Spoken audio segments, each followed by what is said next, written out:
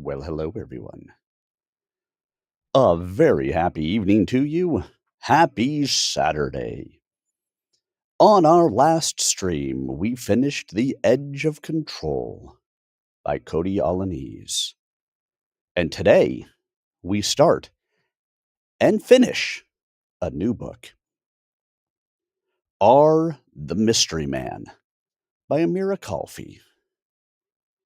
This is another example of a debut novel for an indie author. And so I hope that you will enjoy it. Just a little disclaimer as we start here. Um, it will sound different and reads different than some of the other books that I have done. So be aware of that as we go into it.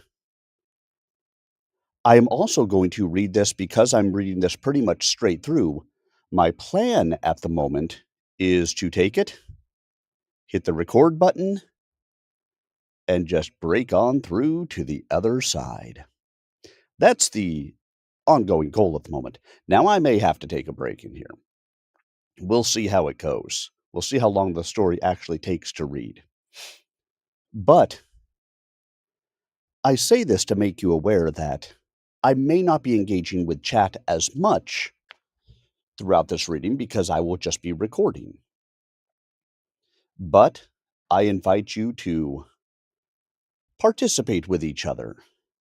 Chat in the YouTube channel, youtube.com/@SirArminius.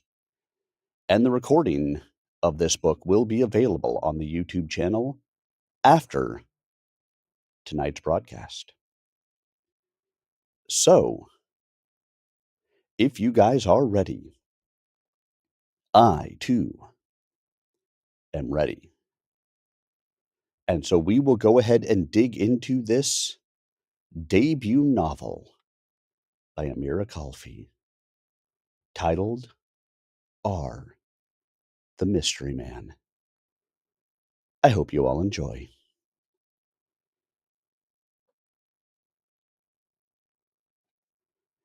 R. the Mystery Man. Before you start reading, there's a question in my head. Who's dead and who's alive? After, you have to give me a promise. You must keep the secret, just as it was whispered 1,000,000 years ago. This story is inspired by fiction. Then, let me tell you a story.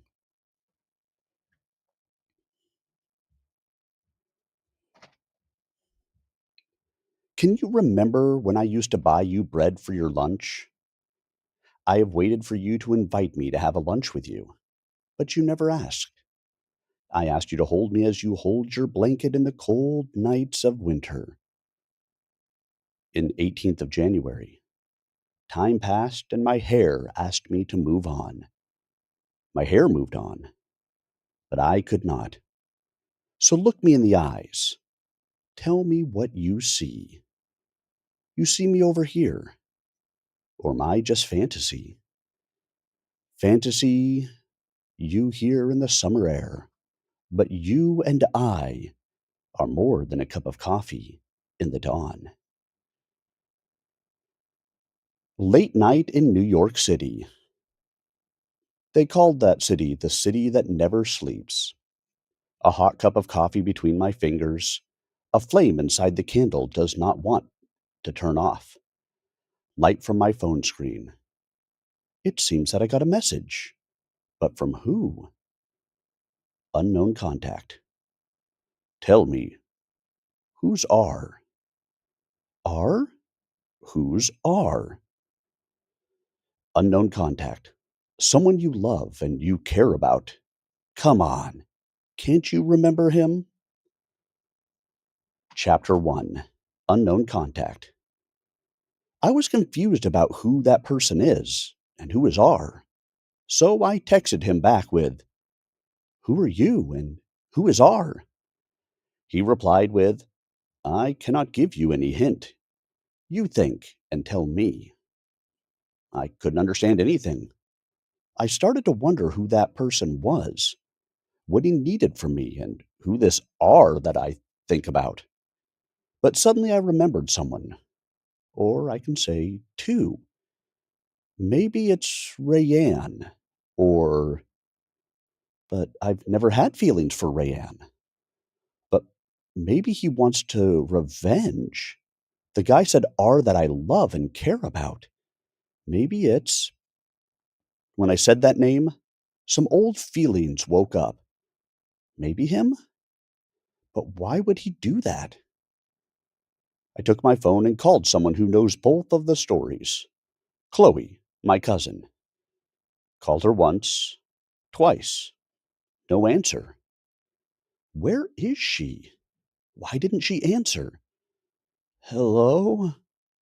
Me. Where were you, and why aren't you answering? Chloe. Haven't you seen the hour? It is so late. I am sleeping. What happened? Me. A stranger sent me a message. He told me about a guy that his name starts with R. He told me that I love him and I care about him, and he refused to give me any more information. I don't understand who he is, and who's R? Chloe. R? That's strange. Who could it be? Me. I don't know. But Chloe, there's two persons in my life that their name starts with R. Think. Chloe. You mean Rashid and Rayanne? Me. Exactly. And Rayanne. Do you think it was Rayanne? Chloe. I do not think Rayanne would do that. Why would he? Me. Maybe he wants to take revenge on me because I told you that he cheated on his girlfriend, and his girlfriend maybe left him because she knew by telling anyone, or you told her because you hated her. I was the only one who knew that. Did you tell anyone? Chloe. No. I swear I haven't told anyone about that.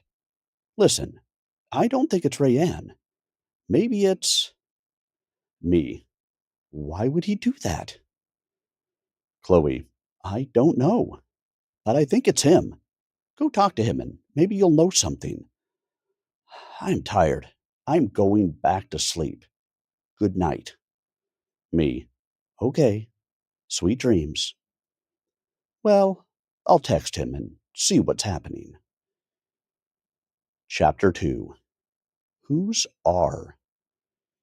I started thinking, should I text him or not? After all that happened, I don't know. In the morning, I started hearing my phone ring. I answered, but all I heard was screaming, yelling, and blaming. I tried to talk and understand what happened. Me. What's happening with you? Why are you yelling at me in the morning? Majed. Who's R? You love him, and you're still thinking of him. Me. Who told you about that? Majed. It doesn't matter who told me. I just want to know who's that. Me. I don't know what you are talking about. Majed. Don't deny it, princess. I know that you know. Me. Know what? Majed. That's someone whose name it is that starts with R. Tell me. Me. I don't know. Majed. Okay. Meet me outside. We have to talk about that. I hang up the phone, knowing that what was coming next would be very hard for me. I stood up and started walking to the bathroom to have a quick bath. Hot water made me think deeply. Was it really him who did that? What did he want from me? Maybe it's someone else. When I finished with the shower, I got dressed and ready for what's coming next. No, actually, I walked outside step by step. But suddenly, I saw familiar features. That's my boyfriend, Majed. Majed. Now you have to tell me everything about me. It's just an old crush. Nothing else. Majed. Why didn't you tell me anything about him? Me. I didn't want it, just from the past. And it's a simple story, nothing important. Majed. It's important for me. Me. Why is it important? I said it with a confused why. He needs this. And both conditions don't change anything. Majed. The important thing is I need to know everything about you. You are my girlfriend. Me. Okay. I'm sorry. I apologized, but he kept yelling and blaming me. I took a deep breath because I hate being blamed, and I really started to get angry. When I get angry, I can't control my actions. We started fighting. Our voices got loud, and I can't remember what I said and what he said, but I only remember when he said, "Can't you hear what you're saying? Really? Princess, you really shocked me. I didn't expect you to be like that. I thought you loved me, but the lies can't stay forever. Goodbye, Princess." Goodbye, Princess. Echoes. Goodbye. Tears fell like rain on a cold winter night. I stood.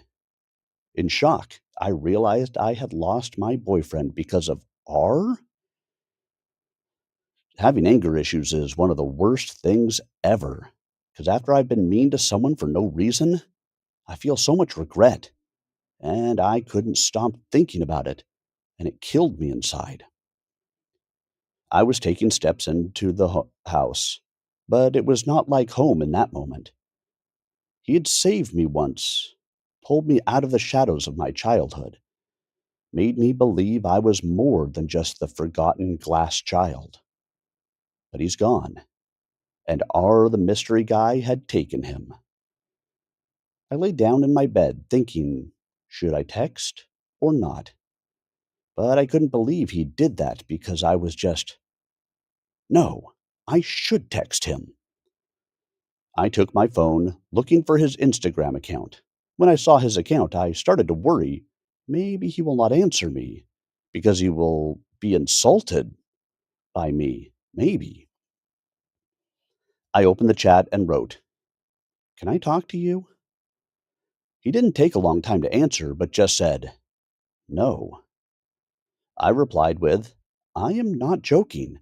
I really want to talk to you." I was angry in that moment. I just wanted to know the truth. Who is R? And who told Majed a, or Mr. R? He replied, "I'm not joking either." I answered with, "I really need to see you and talk to you about something really important." I kept waiting for a moment that seemed like hours. He took a really long time to answer. He replied with, "What is it?" I wrote back, "Meet me beside your home and you'll get it." I was waiting like I am on fire, wishing he would reply with yes.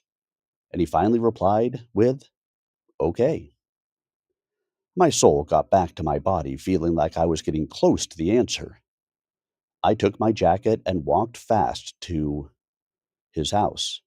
But some strange feeling inside my heart, like my feelings for him were back again. Like I was so happy to meet him, to see him, to talk to him, to see his eyes, his face. So excited to smell his wonderful perfume. After 20 minutes, I arrived at his place. My heart was beating fast, super fast, and my face turned super red when I saw him walking to me. Oh, that pretty face. Oh, that muscular body. Those glasses, those brown eyes, like he was the perfect guy ever. OMG, how can I talk to him? Come on, princess. You have to act normally. You're mad. You're mad at him, and you don't have feelings for him anymore. Now he stood beside me with a really serious face, and he talked with a really deep voice. Felt like I was falling again. What do you want? Me. I broke up with my boyfriend. And what? Me. He broke up with me because of R. R? Me. Listen, have you told anyone about what I said to you before 6 months ago? You said what? Me. Oh, you forgot about it? Oh, already 6 months?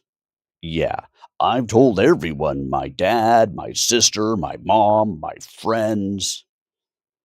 I felt like he's making fun of me, and he didn't take me seriously. Me. Please, I am not joking here. I lost my boyfriend because of that stupid. I don't need anything from you. I just need to know whether you told anyone about what happened. Do you seriously think that after telling me your pathetic little feelings, I'd care? That I'd be touched? That I'm suddenly feeling something for you? God, you're delusional. Why would I ever waste my time on someone like you? You mean nothing to me, and you never will. And no, I didn't tell anybody about this bullshit because it's not even worth mentioning. After those words, it felt like I had been living in a dream, one I had created, one that was never real, but I saw him everywhere. I convinced myself he thought of me before he slept, that somewhere, in some quiet moment, I existed in his mind. And his eyes, they'd always felt like they held something. But maybe that was just another lie I told myself. The eyes never hide secrets. No, they hide. Chapter 3. Am I Obsessed? I laid in bed, tears streaming down my face, replaying everything that had happened. Today wasn't just a bad day. It was the day I lost my boyfriend. The day reality shattered the dream I had been living. And for the first time, I had to face the truth. He was never mine to begin with. When I felt sad, I liked to put on some music. It makes me feel like they were speaking to me, like there was someone with me, understanding me, and I am not alone. I took my phone and started to search in the music. What's the best song for this moment? My finger stopped in The Eyes. Do I have to play it? I pressed the play button. When the song has started, I closed my eyes. I see his eyes, the coffee eyes, hot coffee at the dawn, hot enough to burn my tongue. And his coffee eyes burned my heart even harder. His eyes that drove me insane, that drowned me down and down so deeply, like I was obsessed, that after I saw it for the first time, made me believe that I was obsessed with the caffeine. But he insulted me. He hated me. He didn't even care about me. He thought I was delusional, but I still love him. It's so funny how I am still in love with him after he called me pathetic. It's so funny that I'm still in love with someone who didn't even care about me, when I still see him in all the love songs. Chapter 4. The Unknown. 1 week passed. I opened my eyes, but I couldn't see anything. Everything was black. I tried to move, but I couldn't. Something rough dug into my wrists like I am tied with a rope. Then I felt like a movement in the room where I am. I heard footsteps getting closer and closer to me. Unknown. Welcome back, sweetheart. Me. Welcome back? Do I know you? He laughed. Then he leaned closer to me, enough that I could feel his presence pressing down on me. Unknown. Don't you remember me, sweetheart? That's so disappointing. Who's R? Me. R? The unknown contact? The unknown.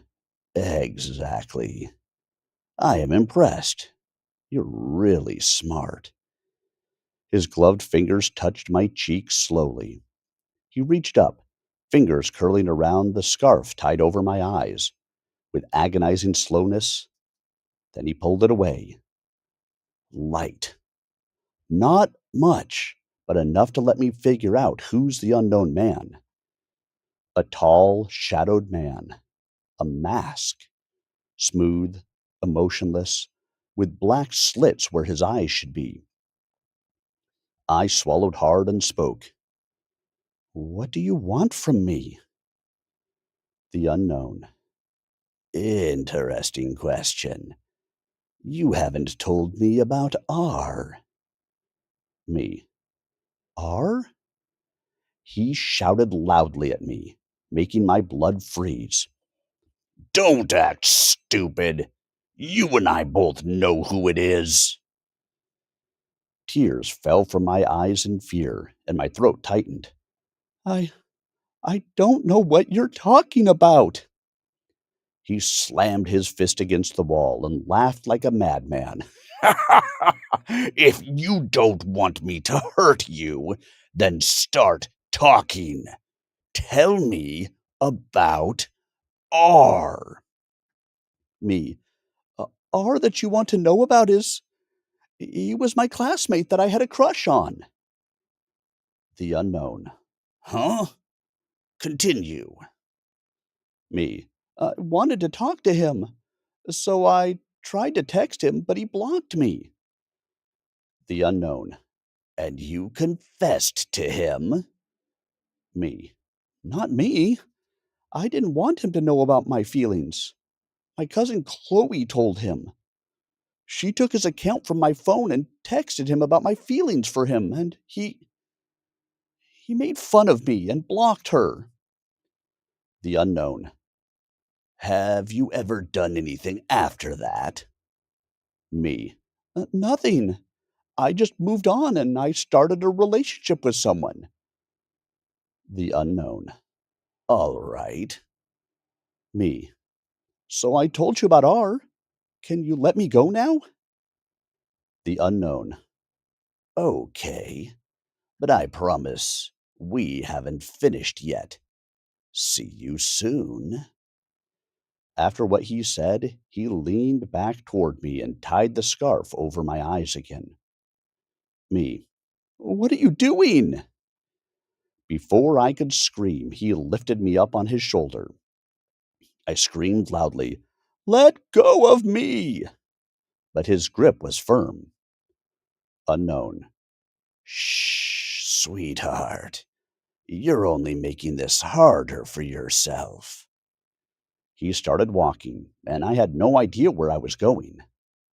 The air changed like we were outside. Then the sound of a car door opening. He pulled me inside and started driving for hours. After 2 hours, he stopped the car and opened his door. Walked through me. He opened the door where I am. The unknown. I drove you to your place. I'll let you out now. Let's make a deal. If you tell anybody about what happened, I'll be furious with you. And we don't know what I'll do. So be a good girl and act like Nothing happened. Okay? Me. Okay? He stood for a moment without doing or saying anything, but I felt like he was looking at me. After a moment, he reached for the knot binding my wrists, his fingers moving with unsettling calm. As the tie unraveled and fell away, he said, "There you go, sweetheart. Try not to miss me too much." I raised my hand to remove the scarf from my eyes. I saw him walking away, getting in his car, and he drove away. I stood for a moment thinking, who was that guy? What does he need from me? Why did he want to know about R? And he said, "See you soon." So I'll have to meet him now. I looked in the place for a moment, my body frozen, my heart pounded, the world too big. And I felt so small, so unprotected. Maybe if Dad were here, maybe if he hadn't left us, I wouldn't be standing here alone. Maybe he would have protected me, kept me safe. Or maybe if I had a brother, someone to look out for me, to fight for me, I wouldn't feel helpless. Maybe then I wouldn't have ended up here. The sound of my phone entered my thoughts. I looked down at my phone to see my mother calling. I answered. "Hey, Mom." Mom. "Hey, sweetheart, where are you?" Me. "I am on my way home." Mom. "Okay, we are waiting for you." When Mom hung up on the call, I took a big breath and started walking home. I remembered how Dad used to hold my hand as we walked home from school when I was 7. I used to be so excited to tell him every detail about my day. He was the best listener ever. With a broken smile, who would listen to my silly stories now?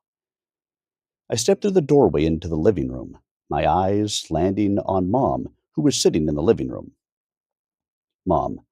"Finally, you're back. Where have you been?" Me. "I was with my friend." Mom. "Okay, the dinner is ready. Go change your clothes and wash to eat with us." Me. "Okay." Actually, Mom never cared about us. She never tried to know about our day or what happened to us, or if we were fine or not. As she said before dinner and cleaning the house, too much enough for her as a mother. After I finished changing my clothes, the door creaked open and my sister Elena stepped inside. She didn't knock. She never did. Elena. "Hello, sis. Where were you today? I've called you 1,000 times and you didn't answer." Me. "Sorry, my phone crashed, so I couldn't answer your calls." Elena. "Really?" Me. "Yeah." Elena. "Okay, princess." Me. "Yes?" Elena. "Are you okay?" Me. "Yes, I am okay. Why are you asking?" Elena. "I feel like you're trying to hide something. You're acting weird." Me. "I am normal. There's nothing weird with me." Elena. "Come on, princess. I know you." Me. "Actually, how many secrets can you keep?" I decided to tell her about what I did before, but not about the unknown guy, as he said it had to be a secret. After I told her about it and what he responded to me, she was totally in shock. Elena. "I am sorry, sis, but you are really stupid." Me. "What?" Elena. "He responded to you like that, treated you like trash, and you just stood there? You didn't say anything back?" Me. "I couldn't." Elena. "Well, I know what to do." Me. "No, you won't do anything." Elena. "Are you kidding me? He treated my sister like that, and I'll do nothing to help her? I have an account that I don't use in Instagram. I can send him a message and pretend to be a stranger girl, and I will make fun of him. What do you think? Me. Well, okay. I liked the idea of anything from some fun and lighten the mood a little bit. The door cracked open again. My other sister, Celine, stepped inside, arms crossed, eyebrows raised. Celine. What's going here? Elena. We're coming up with a little plan for fun. I pinched Elena. Hey, what about the secret? Celine. Secret? Elena. Yeah. Do you want to join us? Celine. Depends. Am I going to regret it? Elena. Probably. But if Dad was here, will he say no? Celine. I don't think so. Elena. Come on, we are Adrian's daughters. We don't regret. Celine. Okay, I am in. But before Mom calls us for dinner. Me. Okay, let's have dinner before. We had a quick dinner, excited about the plan that Elena had made. We finished the dinner in 5 minutes. Mom. Hey, why this rush? You have something to do? Me. Nothing. We're just going to go watch a movie. Elena. Yeah, right. Mom. Okay, enjoy. We ran faster to my room and sat in my bed. Elena opened her phone and logged into the account. Elena. Okay, write his account name. Me. Give it to me. I wrote his account name and gave Elena her phone back. Elena. Good. Now I'll send him a message. She sent him a message, and we sat waiting for him to answer. Without lying, I was excited and happy, because I missed talking to him. He took a long time to reply, but finally he replied, Yes? She wrote back, How are you? Fine. What about you? Elena. I'm good. He followed the account, but before, when I sent him the first one, he didn't follow me back. I am tired of this traffic. We looked at each other and laughed. Elena. Why are you telling me that? I have nothing to do with that. Right. Elena. I heard that you're a player, such a womanizer. After Elena sent that message, he answered with a bad word. So Elena answered with Elena. Ooh, a player and ugly, and a bad guy. That's too much. Okay, bye. We knew that he would block her, so she ran to block him first. After she blocked him, we jumped up happy. Me. We did it. I can't believe it. Elena. Honey, I got revenge for you. Me. Thank you, my sisters. Without you, I am nothing. We hugged each other tight, 'cause we knew that we will always have each other's back in this world. In that moment, no words were needed, just the warmth of their arms. It reminded me that no matter how loud the world gets, their hearts will always be my quiet place. Chapter 5. The Engagement.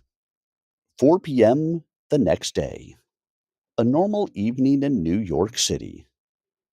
My sisters and I were in the house. The house was calm before my mom walked in. Mother. Hey, girls. Silence. Mother. I am here. Hello? Selena. Hello, Mom. Mother. I have some happy news for you.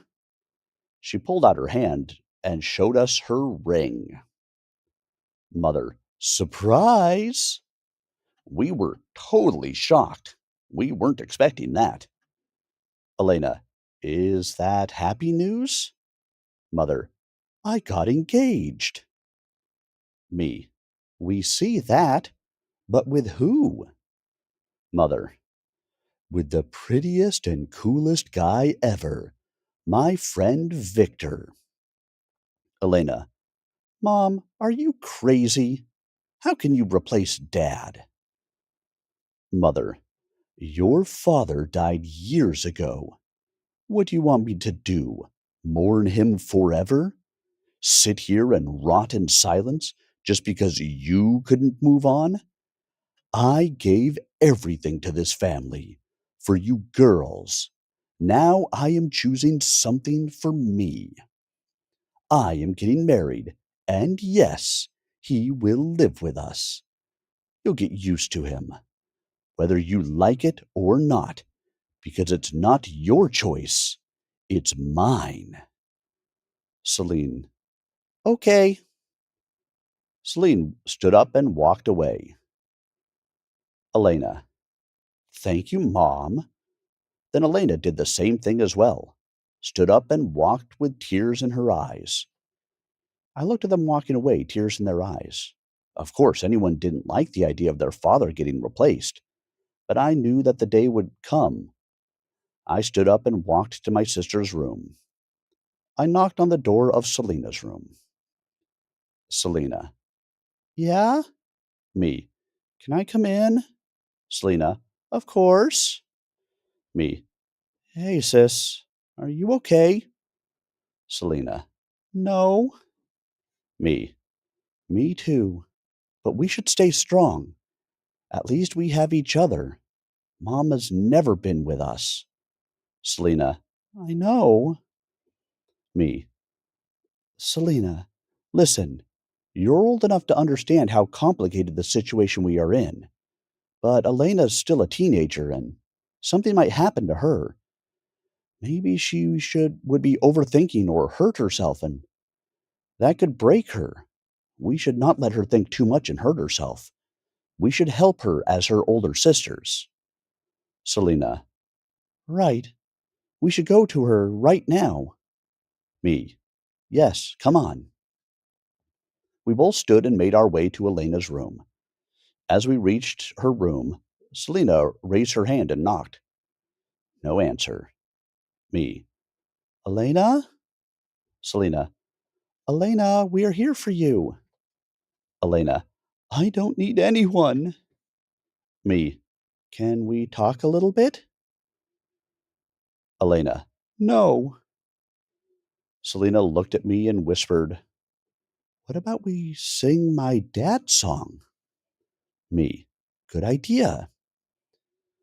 That song my dad used to sing to us when we were little, when he got mad and ran to hide. We started singing with a calm and soft song. When the night is quiet, my little star, and the stars are shining bright, close your eyes, don't be afraid.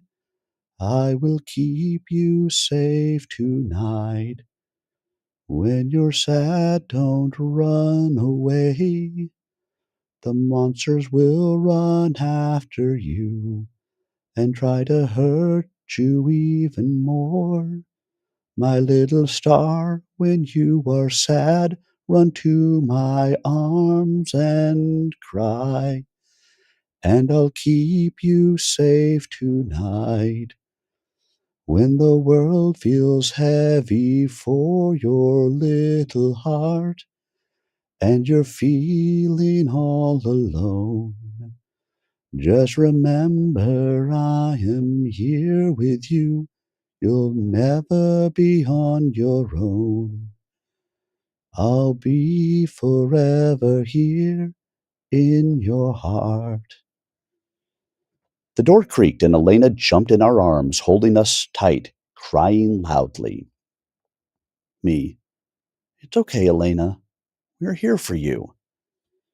I saw tears in Selena's eyes as well, so I pulled them both into my lap and kissed their heads. It's okay. I am here. I'll keep you safe tonight. It was night, 12 p.m., when I was in my bed thinking about everything that happened. The world was heavy, as the song said. When the world feels heavy in your own little heart and you're feeling all alone, just remember I am here with you. You'll never be on your own. I'll be forever here in your heart. My phone got a notification. I opened my phone to see that I got a message from the unknown person. The unknown. I need to see you.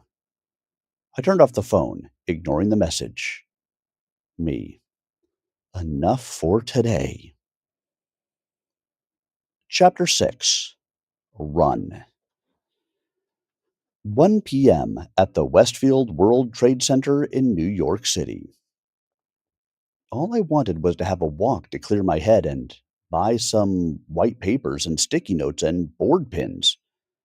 But what made me start running was something I had never expected.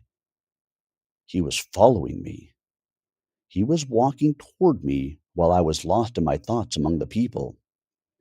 He started running when I ran, running after me, chasing me. What did he want from me? I got to the train station. I stood waiting for the train and looked behind me, afraid. Then my phone rang. I pulled it out and answered. Me. Hello? Princess, it's me, Majed. I called to tell you something. Me. Yeah? Majed. I found someone else who really loves me and cares about me, and I am proposing to her. Thank you for everything. I wish the best for you. Goodbye. In that moment, the world around me seemed to pause. All I felt was my body falling endlessly into nothing. Then a hand pushed me back into someone's arms. In that exact second, the train sped by. I realized that if the stranger hadn't caught me, I wouldn't be here. The unknown. You are safe now, in my arms. You don't have to cry because he didn't deserve you. You deserve someone who knows the truth. Me. The truth? The unknown. Everyone wants to know that truth, princess. Chapter 7. Does he love me? The day of Mom's wedding. My sister didn't want to go, but I forced them because I didn't want my mom to stand in her marriage wedding alone. I picked a red dress from my closet and stood staring at it for a moment. Will I ever have a day like that? A white dress, flowers, white birds flying to the freedom, and a husband waiting for me. When he sees me with the white dress, tears in his eyes. I put some makeup on my face, simple makeup, and held the perfume. Actually, it was kids' perfume, because I'd read that just a little bit of it in the baby skin is enough to make me happy for the whole day. Something I needed. Need to be happy. In the ceremony, my sisters and I sat at a table, not happy, not smiling, not laughing, just present. I looked at my mom dancing with her husband. Big smile, dancing in his arms. While watching the guests laugh and celebrate, my eyes stopped on someone. I didn't know he would be here. Me. Selena, look. Selena. What? Me. There. It's Rashid. Selena. Oh, is that him? Elena. Who? Selena. Rashid. Elena. Oh, he's ugly. Elena. Hello? Me. Oh, Alana, how are you? Alana. Fine. I'm really happy for your mother. Me. Thank you. And I'm really happy you were here. Alana. Happy to see me or to see my brother? Me. What are you talking about? Alana. Oh, princess, don't try to hide that you love my brother. Everybody knows that's who you love. Selena. Hey, what are you talking about? How dare you talk like that? Alana. Oh, I'm sorry. Are you going now to run and cry to your father? Elena. And you're going to run to your father happy that you. Elena. Don't talk about my father like that. If your father wasn't there. Me. Stop, please. I looked at everyone with mad eyes. He stared back, the cruel smile curling at the corners of his lips, like his eyes were whispering, "She actually believed me. So pathetic." My heels echoed against the wooden platform as I walked toward the sea, the soft murmur of waves rising to greet me like an old wounded friend. I stood at the edge, high above the water, the salty wind playing with my hair. Then a hand touched my shoulder. I turned to see whom. Hey, me. What are you doing here? I am here to tell you sorry about my sister. Me. Too late. She forced me to talk. I looked up in his eyes. Me. Thank you. I took a step to walk away, but the water on the floor made me slip back in the sea. I gave him my hand to hold so I wouldn't fall into the sea, but he ignored my hand and let me fall. In my eyes, it was the moment when my dad fell from the top of the building. Then my body sank beneath the water. I could not swim because I did not know how to swim. I kept drowning, down and down. Darkness, except the stars that were calling my name to join them, to take me to my father.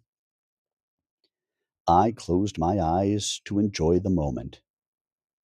Like this is the end. Suddenly I felt something. Hands reached into the water, wrapping into my arm. But it was too late. The world turned black. Elena. Princess? I slowly opened my eyes to see her and Elena and Selena, but see them bluer. Me. Where am I? Elena. You slipped into the sea, but I helped you. He helped me? Then he cares about me. He didn't want me to die. Take my jacket. It's cold here, and you are wet. Come on, Alana, it's time to go. Alana. Okay, Princess, I am sorry. See you later. I looked around. Me. Does Mom know that I drowned? Elena. Yes, but she kept celebrating. Me. Okay. Selena. I think it's time to go home. Me. Yeah, please. We got in the car and I started driving home, lost in my thoughts about him. He gave me his jacket. He saved me. But after minutes of driving, we got home. I walked to the bathroom, took off my clothes, and turned the hot water on. Got in the tub. Hot water dropped around my body. Hot water is the perfect thing to think. An idea got in my head. To create an account with a fake name and text him. What's the reason of doing that? No reason. Just a chance to talk to him. Something that could make me happy. I put shampoo in my hair, but I was careful. It might hurt me if I opened my eyes. I rinsed my hair and my body and turned the hot water off. I took a towel and dried my hair and body and put the towel over my body. I walked to my room, put on my pajamas, and lay in my bed. Took my phone out and started scrolling in it. I opened Instagram. Create new account. Username Tala Moonlight. The account was created. I sent him a message. Hello. After a minute, he replied. Who? Me. Hey, I'm Tala. Who's Tala? Me. Actually, you don't know me. I just wanted to talk. I can't talk. Me. Why? Just a little bit. What do you want to talk about? Me. About Spain? Can I see your picture? He is asking for my picture. Oh God, what should I do? I opened the gallery and searched in the pictures. Suddenly I found Chloe's photos. Well, I have an idea. I sent him Chloe's photo, but he didn't reply. I opened social media, scrolling. Then I stopped by a video by someone called. He's famous. Life got so hard. I stopped playing my favorite. I sent him a message. Life got so hard. My ex got a girlfriend, and I was waiting for him to come back to me. After 8 minutes, he replied, It's okay. Let it hurt until it won't. I didn't expect him to reply. I had a good feeling that he replied to my message. I wrote back, But I lost everything. He replied with, That's something good. You were going to live the worst with him.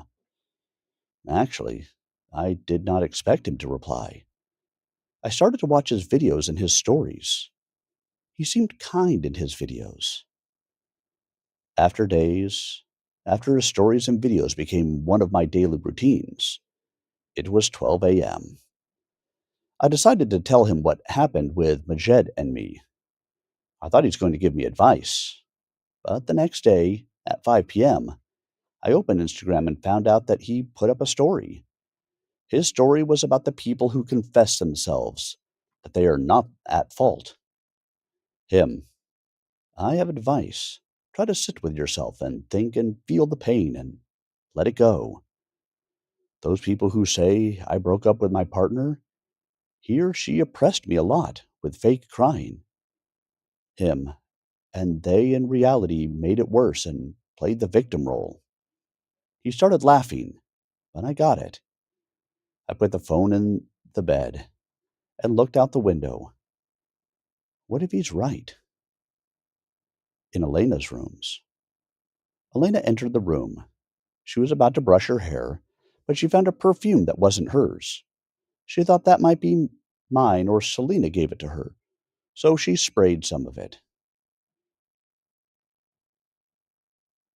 Saturday, 18 January 2025, 127 Prince Street, south of Houston, New York, 6:08 p.m. I was cleaning my mom's closet before her and her husband came back home from their honeymoon. Then I found an old little box. I opened it to find an old cassette.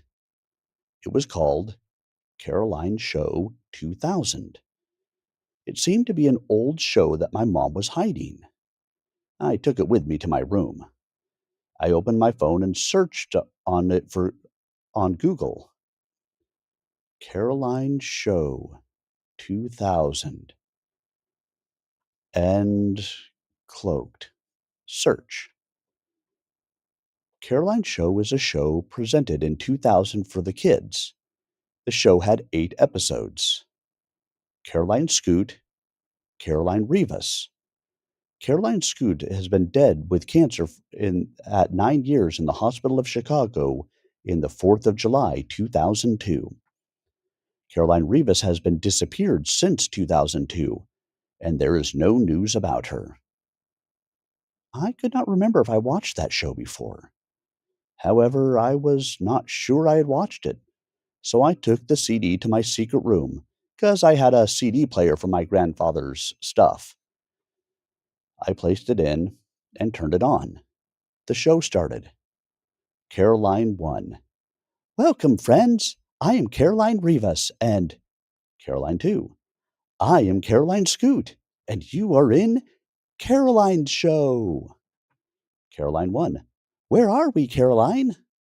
Caroline 2. We are in an amusement park, and I am so excited. Caroline 1. Yes, we're in South Beach Amusement Park in New York City. I know you're excited, but we're not here to play, Caroline. Caroline 2. Oh, so sad. I wanted to play. So what are we going to do? Caroline 1. We are here to play another game called Who's Going to Find the Mystery Box? Caroline 2. Oh my God! I love those kind of games. I am the one who's going to win. Caroline 1. I hope so. If you want to win, you have to start searching now. Caroline 2. Guys, come with me to find this mystery box. I wonder what's inside. Caroline 2. Let's go to the fun house. Suddenly, the cassette stopped. Unfortunately, the video ended. I was overthinking about what I just saw. Why would Mom hide this? And why would the video end here? What's in the mystery box? I was thinking why I shouldn't just visit that place.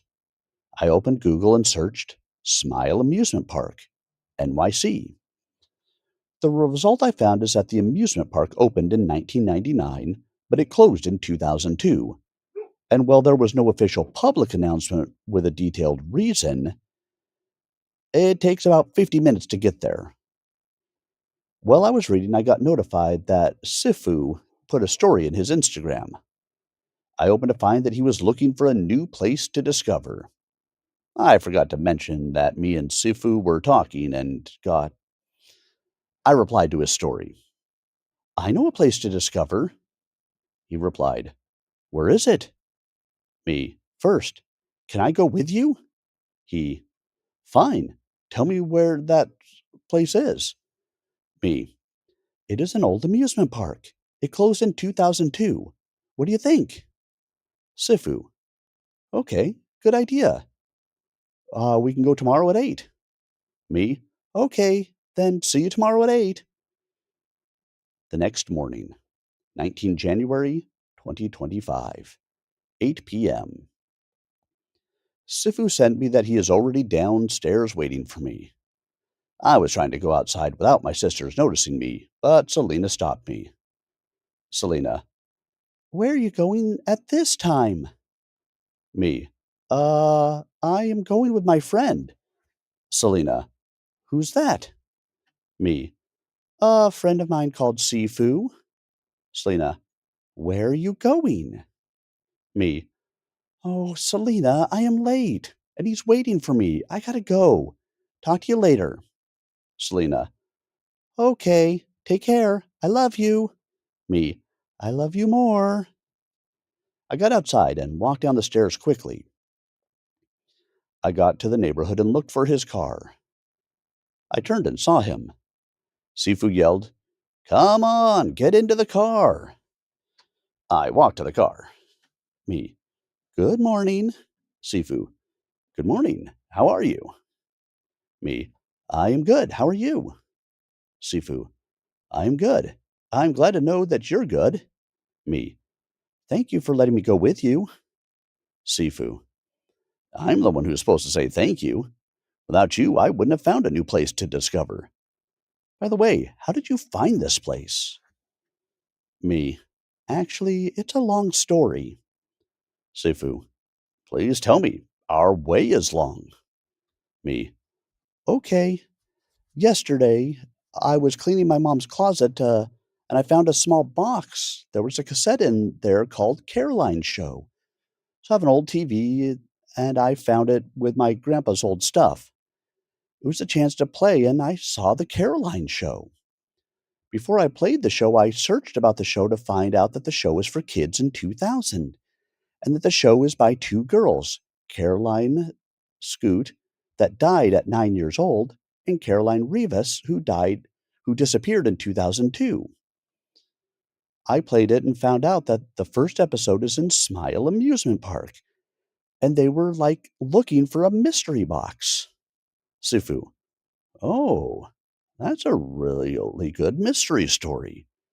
So you have a pretty good adventure to discover together. Me, yeah, and the way is still long. What do you think about drawing you? Sifu, oh, you draw? Me, yes, but I don't draw a lot. Sifu, I bet you only draw the social people. Me. I guess. It's not about people. Do you have a pen and paper? Sifu. Yeah, look at my bag. You'll find a pen and a notebook. I picked up his bag and opened it and started looking for the pen and the notebook. I took them out and put the bag in the back. I opened the notebook and I found a drawing in it. Me. What is this? Sifu. It's my scribbles of my illustrations. I start drawing. Me. Oh, you have your own illustrations? Sifu. Yes, you have to see it. Me. For sure. I'm excited to see it. Sifu. Princess. Me. Yeah? Sifu. Imagine the amusement park haunted by a clown, and when we get inside, they want to kill us. I laughed. Do you expect me to get scared by your rich imagination? Sifu. I just want some drama. Me. Easy. We'll run until we die. Sifu. Hey! How can you run while you have a man with you? Me. What will you do? Fight them? Sifu. Of course not. I will carry you and run. Me. Oh, I'm impressed by a man. Sifu. Welcome, lady. Minutes ago, the features started to appear. But the features look like more than Sifu. Sifu. Show me. Me. Oh, I do not think you will like it. Sifu. Why? Me. It does not look like you. Sifu. It's okay. Just show me. I turned the notebook to him. Sifu. Oh, it's actually really good. Why did you say you didn't think I would like it? Me. I don't know. Maybe because your drawings are more perfect than mine. Sifu. No, don't say that. Minutes passed till we reached the area, but there's no amusement park. Sifu. Where's the amusement park? Me. I don't know. It's supposed to be here. Sifu. What about asking someone in that supermarket? Me. Good idea. We got out of the car and walked over to the supermarket to ask somebody about the amusement park. When we entered the supermarket, we went directly to the cashier and made our way to him. Sifu. Hello, sir. The cashier. Hello, how can I help you? Me.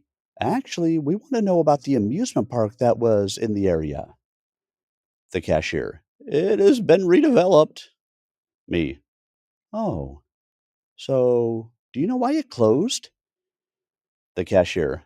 Actually, there's no real clear reason about closing the amusement park, but there's an old guy who owns a restaurant close to here.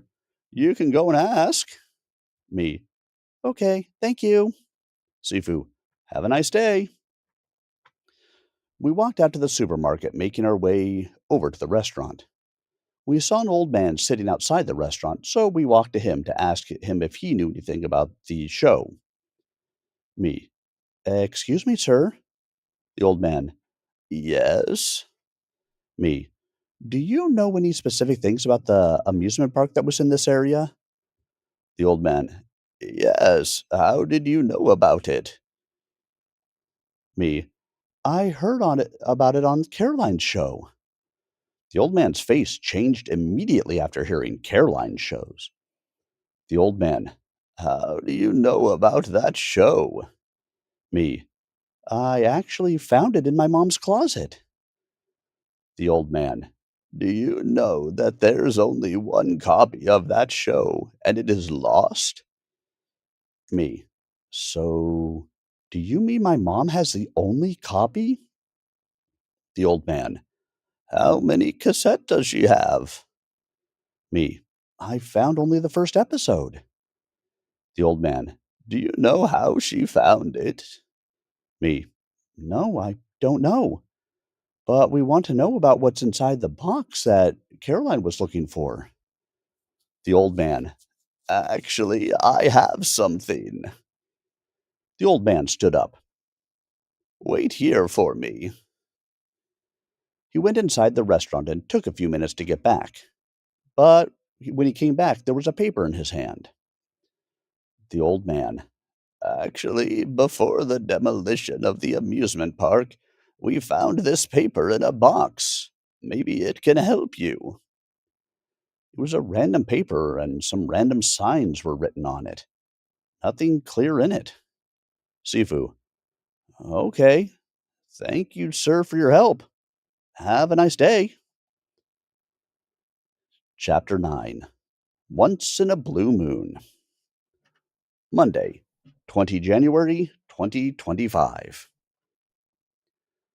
My friends and I were that day sitting at a cafeteria along the streets of New York City. Madison. It's nice to get back together like the old days. Me. Yes, thank you for inviting me. I really missed you girls. Alana. We could have been together a long time ago on whatever you've done. Me. Alana, that's not the right time to talk about that. Isla. Right. Alana, we are here to enjoy and not juggling the other. That's right, Princess made a big fault. But we have been friends for such a long time, and we can't let that fault ruin our friendship. Me. Look, Alana, I'm sorry about what I have done.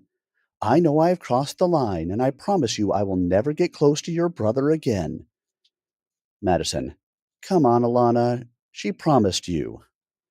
Alana. Okay, I forgive you. Harper. Come on, hug each other. Hugging Alana was a promise to someone dear to me to get away from forever. Madison. So I'm going to order tea for me and Harper and juice for Isla. A coffee for Princess and water for Alana. Alana. Why water for me? A sound of a notification from my phone. I took my phone out and opened it to see who sent me a message.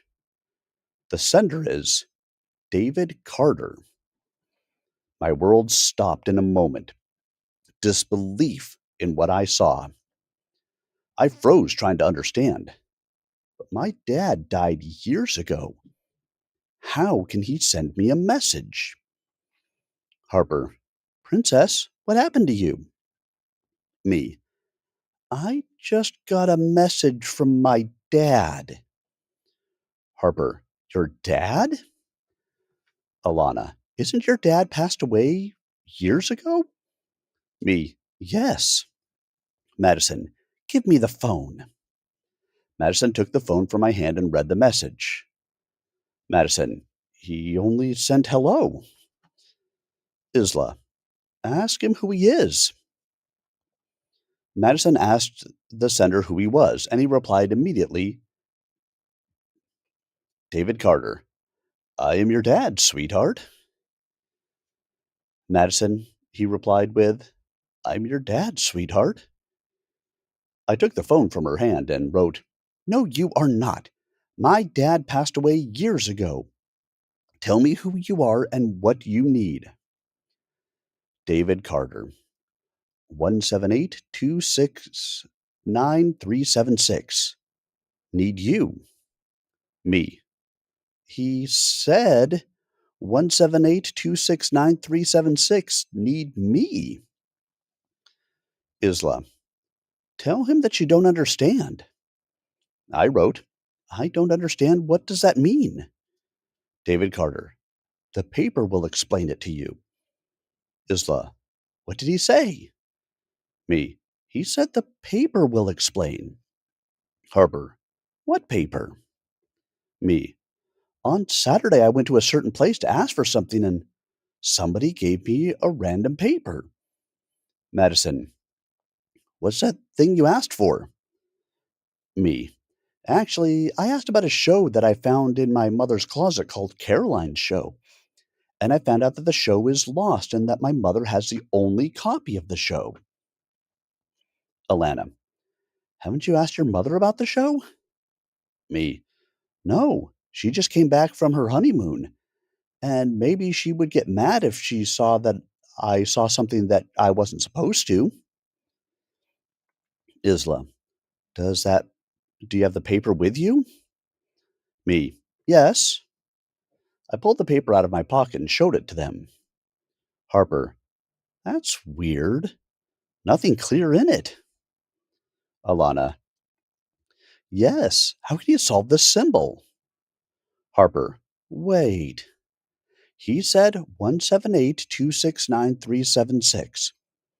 Between the first four symbols and the second four symbols in the paper has an underscore, and there's a space all of those symbols. It means it may mean 9 words or numbers. Madison, yeah, and the numbers that he gave you is 9 numbers. It may mean the same thing. Me, it's like a puzzle. Alana, that's hard to solve. In the meantime, Selena was in the house doing her favorite thing while she got the message, but not for someone who's gone forever, but someone she was waiting for. She opened her phone to find out that at Just For You Honey Selena sent her a message.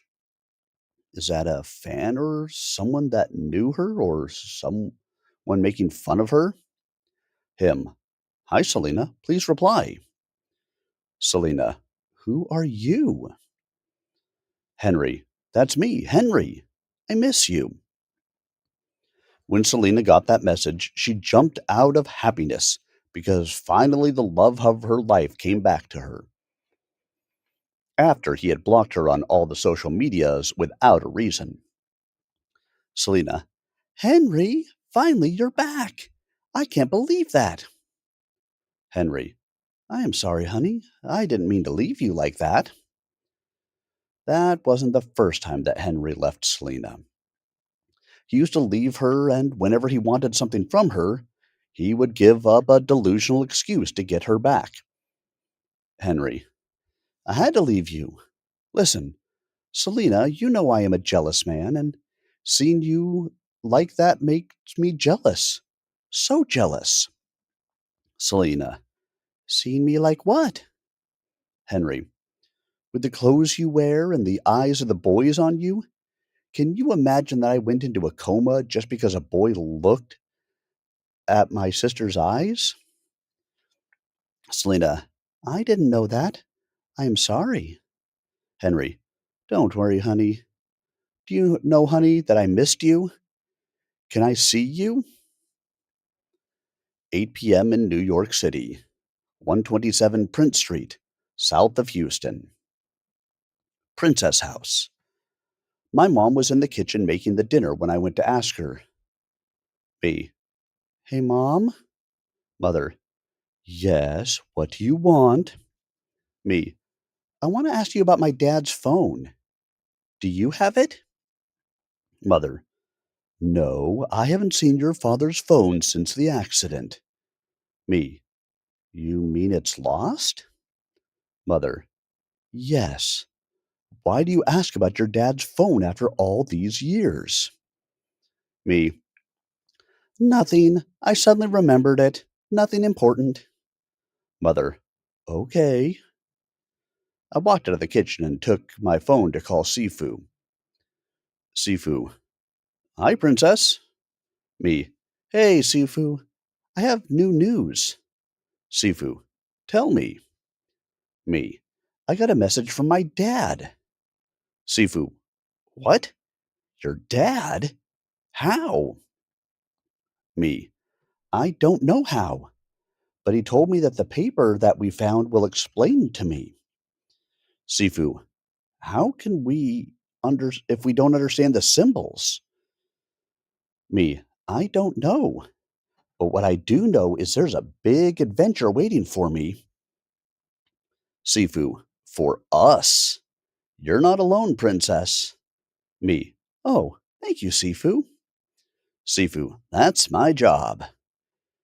Me. Well, I gotta go. Call you later. I felt warm inside my chest because of hearing Sifu's words. I walked to my room and start trying to solve the puzzle. The paper has a lot of signs. As my friends told me, the first sign is for 178269376, the one who needs me as the one who pretends to be my father. So, what I gotta do is search for the same symbol to understand the other sign. But the problem is, there's another symbol that doesn't match what I've got. And that was a big problem for me. And to solve the puzzle. At 12 p.m., the same contact sent me another random number 125-80426. It was six numbers that matched the second sign, and solve the rest of the puzzle to find 40.8872.82 and 1426.2 and 5557884. I tried to write 40.8872 in the internet to find out what that was, and it was a location. I sent the location to my friends and Sifu, but when I was writing the message, I heard someone knocking. Me, who is it? Selena, that's me. Can I come in? Me, yes. She opened the door slowly and walked in. Selena, you still awake? Me, yeah, I couldn't sleep. Selena, me too. I felt happy. Me, it's nice to hear that you're happy. Selena, is there any news about? Me, no. I promised Alana I would not get close to him again. Selena, maybe, but I have to. Selena, you can do it. He didn't love you anyway. Me, yeah, I guess I can. Me, it's too late, Selena. Go to sleep. We can talk tomorrow. Selena, okay. Have sweet dreams. Me, thank you. Good night. Selena went to her room but not for sleeping. It was 4 p.m. when I opened my eyes.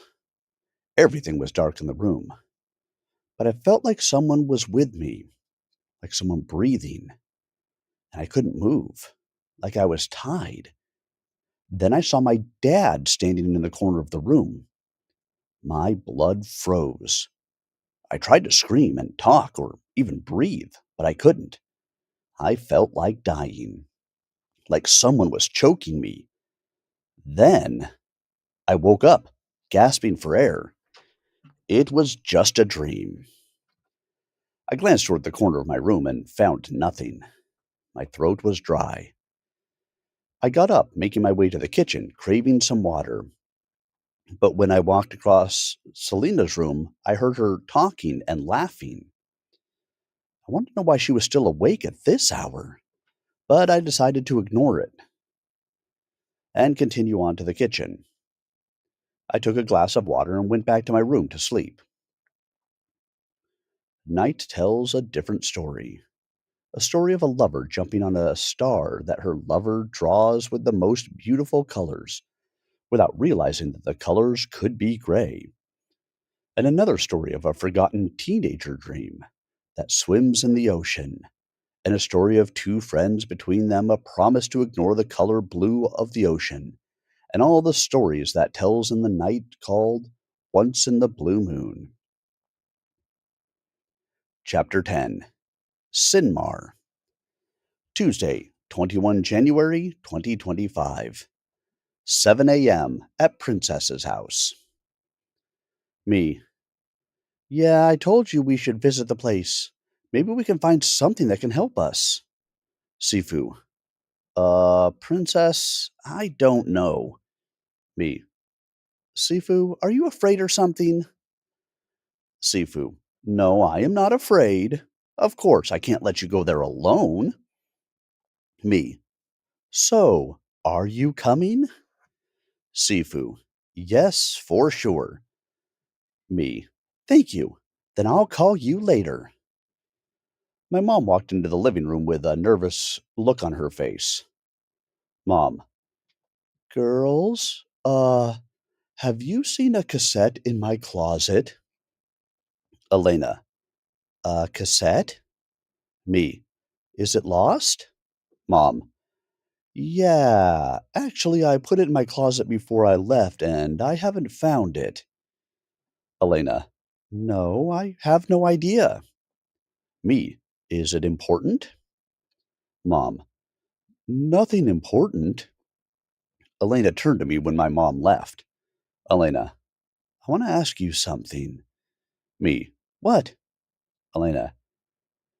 Did you hear Selena talking and laughing the whole night? Me. Yeah, I've heard. Elena. And I wanted to wake her up, but she continued sleeping. I'm just wondering who she was talking to the whole night. Me. Maybe a friend of hers. Elena. A friend of hers. Does a friend stay up talking the whole night like a lover? Me. Elena, I don't know. Elena. Don't you want to know? Me. Leave her alone. You have to get ready for school before you get late. Elena. Fine, I'll go. In that time, I didn't give any attention to something else. The only thing that was on my mind was who took the cassette from my mother's closet. I was pretty sure that I had put it back. I took my phone and wrote to my friends. Hi, girls. Sifu and I are going to that location tonight. Madison. Are you seriously going alone with him? Me. Yeah, what's the problem? Isla. You barely know him. Me. I can't go alone there. Madison. I can go with you. Me. Really? Madison. For sure, Chickaboo. Who wants to go with us? Alana. Me as well. Harper. Fine, I'm up for it too. Me. Oh, thank you. I really love you girls. Madison. We'll meet at the same place as we used to? Alana. Beneath the stop sign. 7 p.m. Sifu, Madison, Isla, and I stood in silence beneath the stop sign, the air heavy with the kind of quiet that only comes when everyone is thinking the same thing, but no one says it out loud. The street around us was still, the occasional breeze brushing past as we kept our eyes on the empty road ahead. Harper and Alana were late, really late, and none of us knew why. We just stood there, shifting our weight from one foot to the other, the silence stretching longer with each minute that passed. Waiting. Sifu. It's already night. Where are they? Madison. If you don't want to wait, you can go. We are waiting for our friends. Sifu. I'm not listening to you. Me. Stop, please. This is not the right time to fight. Madison. There they are. Sifu. Finally. I'll be in the car. Alana. We're so sorry we made you wait. Me. What happened? Harper. I had to drive my sister home before coming here, and Alana was with me. Madison. It's okay. Let's go. We started driving. After about an hour of driving, a fierce winter storm cloaked the entire road in a thick veil of snow and fog, making it incredibly difficult to see and even harder to keep control of the car. Sifu. It's hard to drive. Sifu stopped the car. It's dangerous. We have to wait till the storm stops. Alana. We'll just stay here? In the car? Harper. I guess I can see a hotel there. What about we stay there tonight? Me. It's a pretty idea.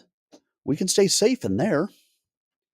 It was a cabin hotel, with each wooden unit standing separate from the others, surrounded by tall pines. Sifu headed to the parking lot to park the car. Then we jumped out of the car and rushed toward the hotel reception area because of the snow. Madison. There's no one here. I say out loud. Hello? Is there anyone here? A man slipped in quietly behind us, almost unnoticed. Bryce. I am sorry to be late. I was outside. Harper. Oh my God! My heart almost stopped. Alana. You scared us. Sifu. Actually, we need some rooms for tonight. Bryce. For sure. How many? The room is only for 2 people. Me. Then 3 rooms. Bryce was looking at me like he was trying to remember something. Thoughtful. Then his eyes shifted to Madison and was looking at her with the same expression. Bryce. Can I ask you a question? Me. For sure. Bryce. Are you Princess? Me. Yeah. How do you know me? Bryce. I know both of you, Princess and Madison. Madison. Who are you? Bryce. I am Bryce. We were classmates in primary school. Me. Oh, Bryce. It's been a long time. I asked Elena about you and your sister days ago, and she told me that you moved to another city, but she didn't know exactly where. Bryce. We moved to Cape Cod, Massachusetts. Madison. Oh, we're going there. But what are you doing here? Bryce. This is my grandpa's hotel, and he's a bit sick these days, and I'm helping him. Me. I'm sorry for your grandpa. Bryce. Why are you all going to Cape Cod? Sifu. Actually, Cape Cod is a beautiful place to take a break from the daily routine. Me. Yes, it's a really quiet place. Alana. I love that place. Bryce. That's right, it is a quiet place, so enjoy. Sifu. The keys, please? Bryce. That's right. Rooms 3 and 4 and 5. Madison. Thank you. Have sweet dreams. Harper. Alana and I will take room number 3. Me. So Madison and I will take room number 4. Sifu. I'll take room number 5. 2 a.m. It was totally dark and quiet with sounds of raindrops. Madison and I were sleeping in separate beds. I opened my eyes feeling cold, with a strange feeling like someone was watching me. I turned to see the window, but I spot someone watching us. But his face wasn't clear because of the curtains. I stood to see who, but when I stood, he ran away. Me. That's strange. I tried to wake up Madison. Me. Madison, wake up! Madison. Oh, princess, let me sleep. Me. Madison, someone was watching us while we were sleeping. Madison. You were just imagining it. Let me sleep, please. Me. Fine. I wanted to know who was watching us and went to the door and opened it to look outside, but I was scared to do so. So I went back to bed and closed my eyes. I tried to ignore the fear that was inside me, till I gave up and went to sleep. In the morning of 22 January 2025, 6 a.m., I opened my eyes to see Madison up in my face. Me. Oh, God! Why are you up in my face? Madison. I was checking to see if you were alive. Why were you trying to wake me up last night? Me. I saw someone spy on us at 2 a.m. Madison. Spy?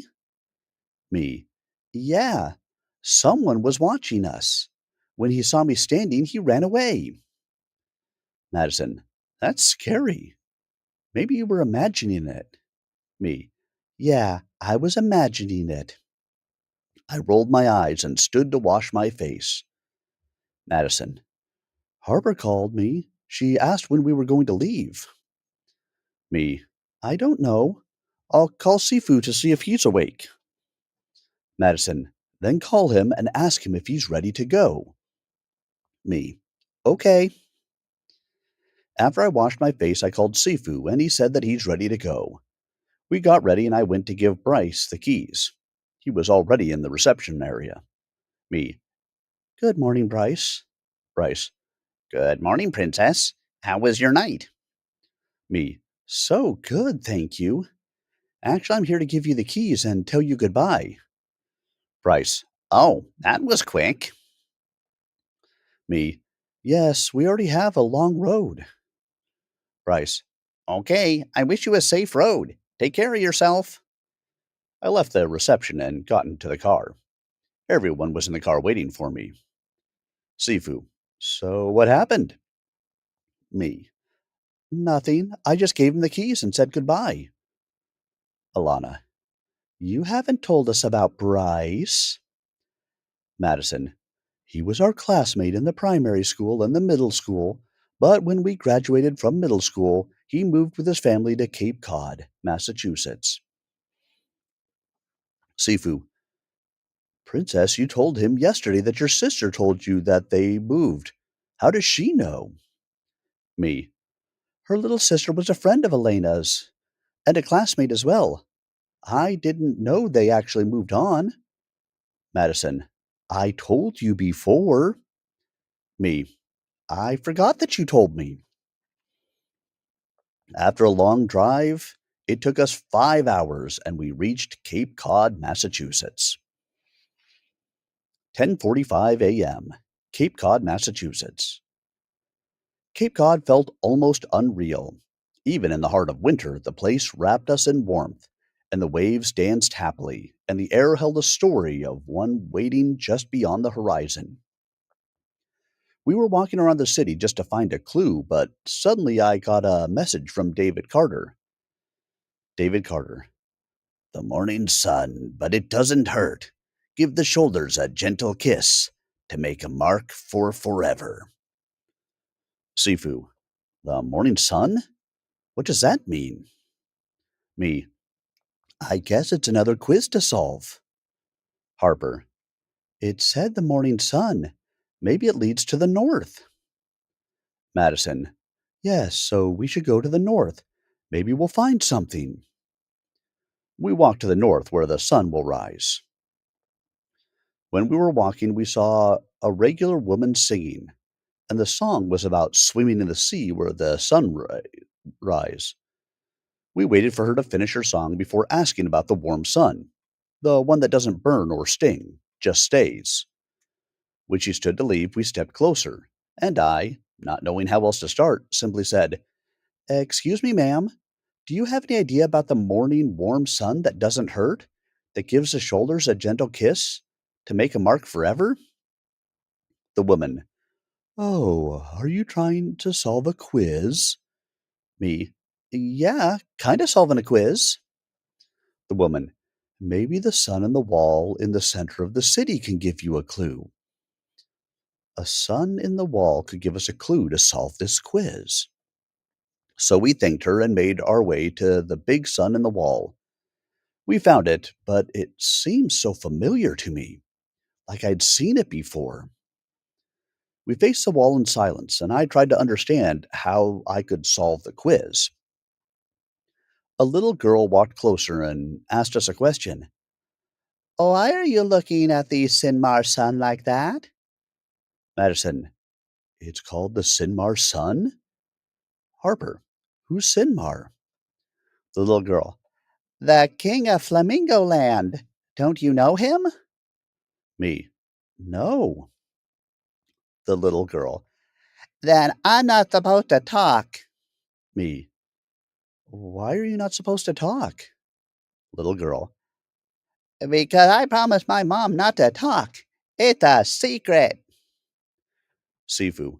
We've traveled all this way, and a little girl promised her mom to not talk about the King Singmar? Are we wasting our time? Me. Of course not. We're almost there. We just need to make the girl talk. What makes the little girls talk?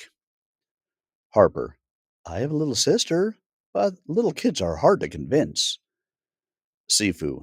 Then we're going to spend tonight and 1,000 nights here. Madison. Take it easy. I am an aunt. Me. I forgot that you're an auntie. Madison.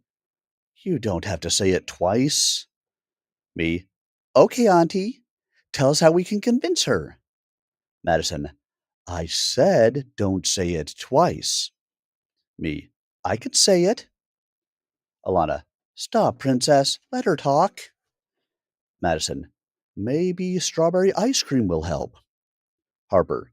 Seriously? Strawberry ice cream in January? Madison. Then chocolate may help. Sifu went and got some chocolate while we were watching the girl. When he brought it, we were all about to go to her, but I stopped them and said that I would go alone. Me. Hello? The little girl. Yes? Me. Hi, I'm Princess. The little girl. You are a real princess just like the movies? Do you have a magic power? Is your father a king? Me. No, that's just my name. I'm not a real princess. The little girl. Oh, that's disappointing. Me. I'm sorry. What's your name? The little girl. I call Caroline. Me. Oh, Caroline. That's interesting. I had a friend called Caroline. The little girl. Oh, where is she now? Me. In the sky. Caroline. That's disappointing as well. Are you sad? Me. No, my dad's taking care of her over there. Caroline. So your dad leaves to take care of her? Me.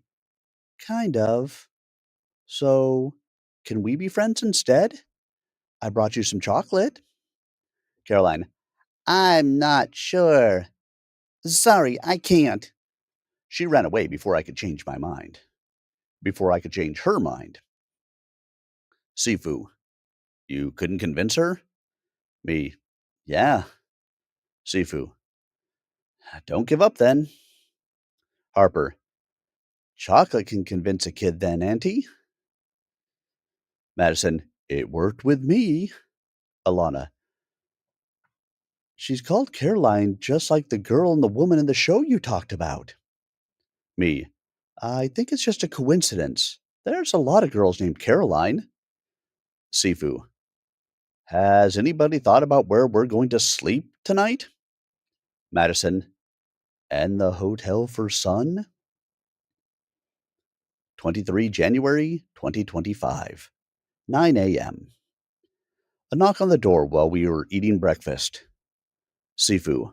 I'm not going to open the door. Me. I will open it. I opened the door to find Caroline standing there, hiding a book behind her back. Caroline. Good morning. Me. Oh, good morning. Caroline. I was thinking about what you said, and I changed my mind. I want you to be my friend. Me. Oh, that's good news to hear. Do you want to come in? Caroline. Actually, no, I had to go, but I brought you something. Me. What is it? She showed the book from behind her back that she was hiding. Caroline. It's Finmar book. I brought it just for you, 'cause you are my friend. That's what friends do, right? Me. Yeah, that's right. That's what friends are supposed to do. She gave it to me and ran immediately without saying anything else.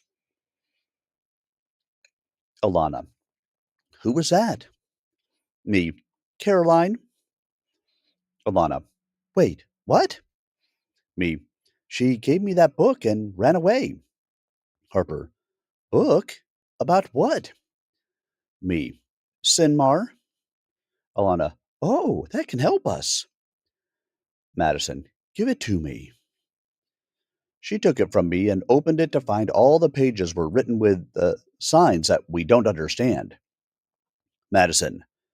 Well, it turned out that's a whole language, not just signs. When she was turning the pages, Harper noticed something. Harper. Oh, wait. There's something in the second page. Wait for me, son, to come in the night's heart. Sifu. Is there a sun in the middle of the night? Madison. How did you know the heart of the night is the middle of the night?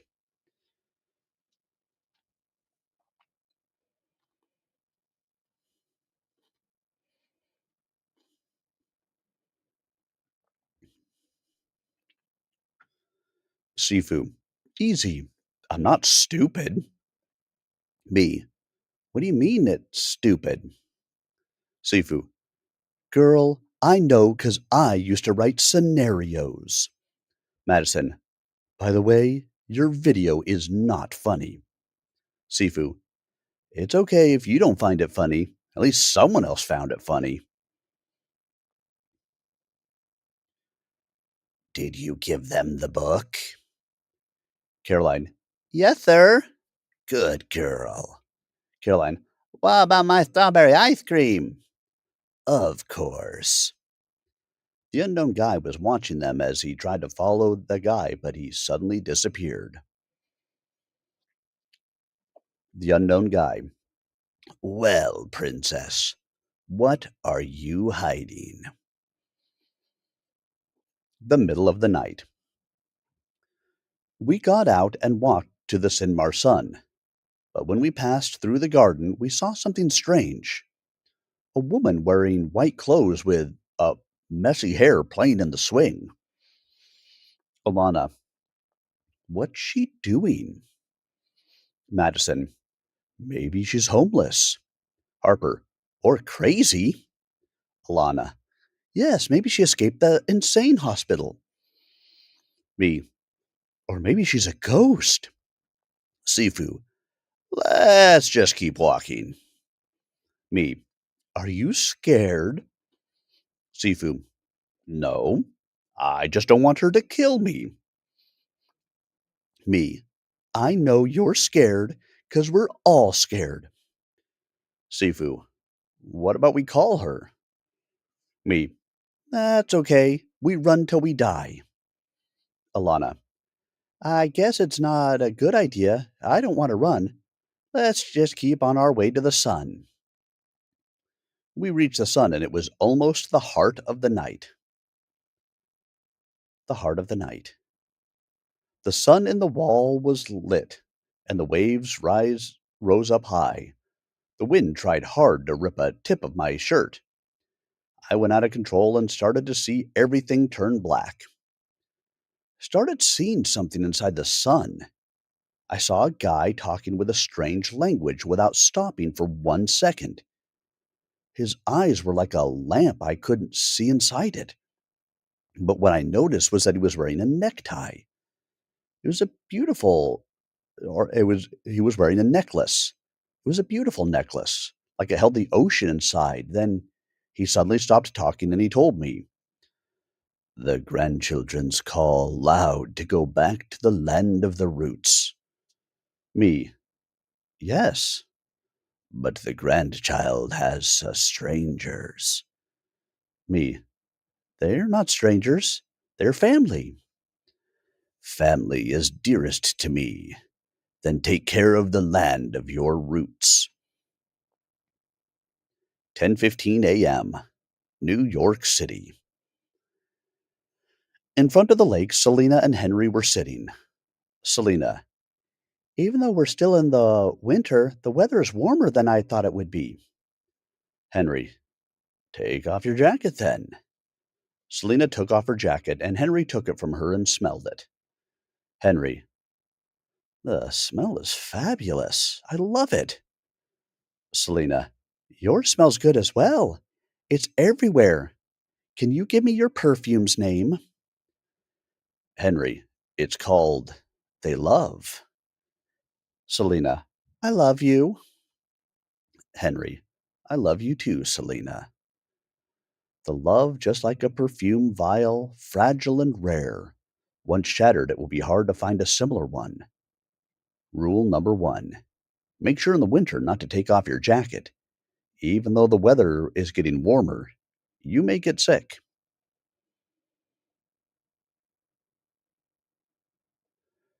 24 January 2025. Flamarel, beside the flamingo lack.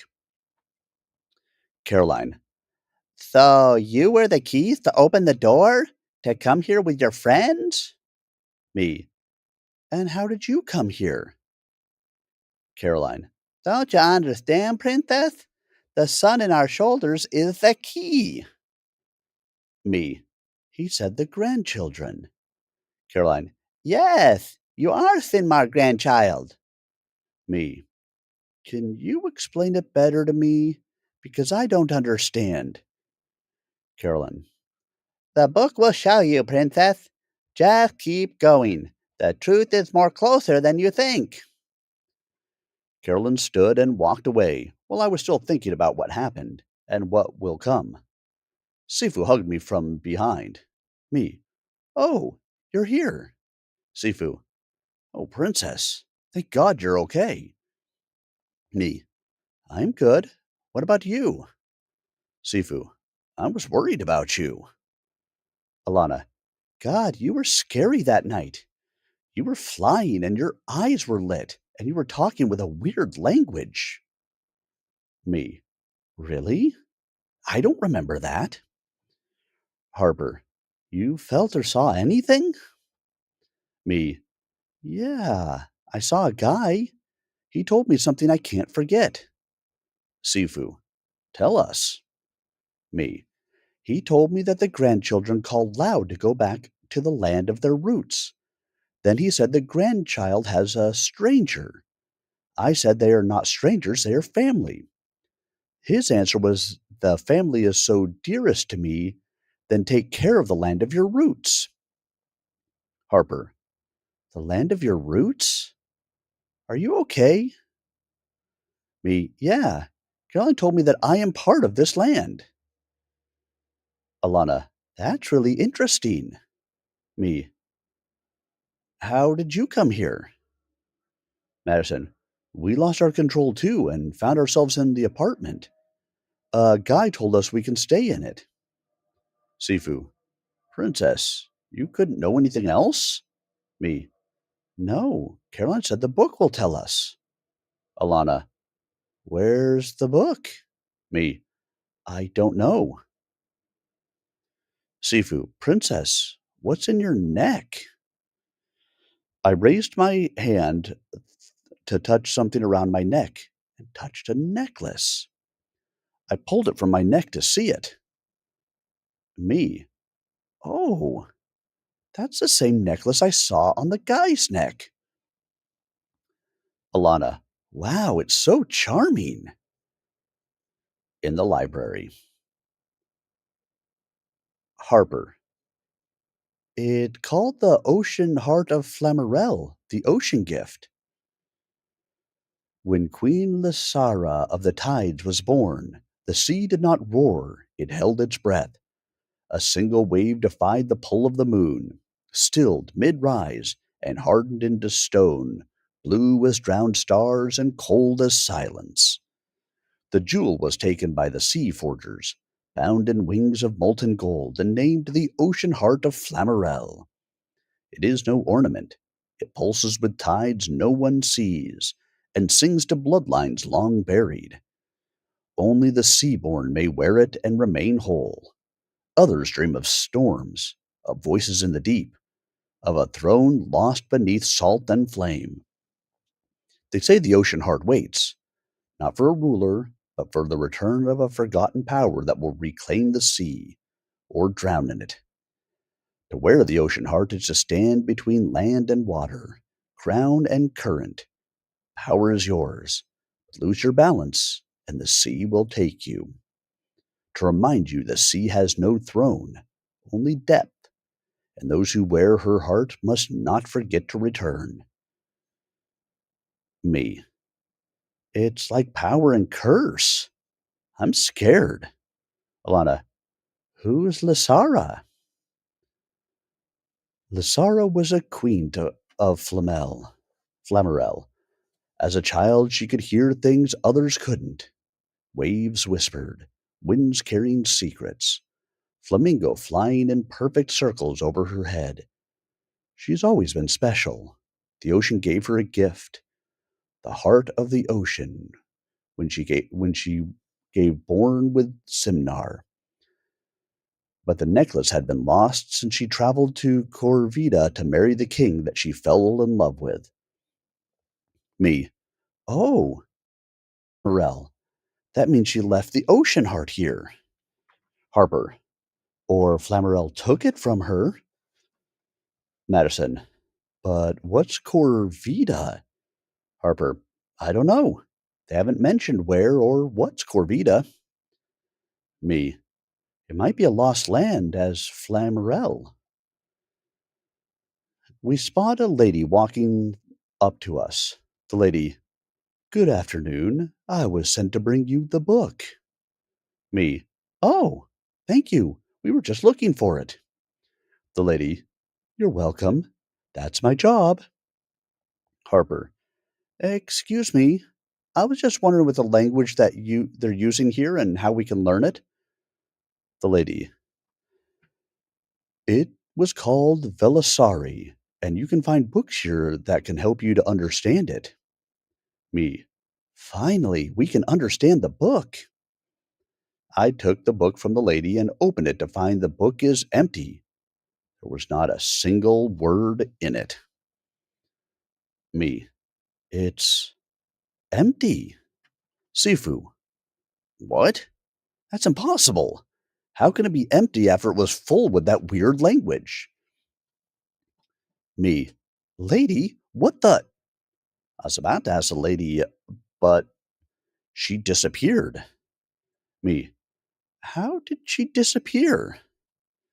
Alana. I don't understand anything since we came to this land. Everything is starting to be unbelievable. Bryce. You're here. I've been looking for you everywhere.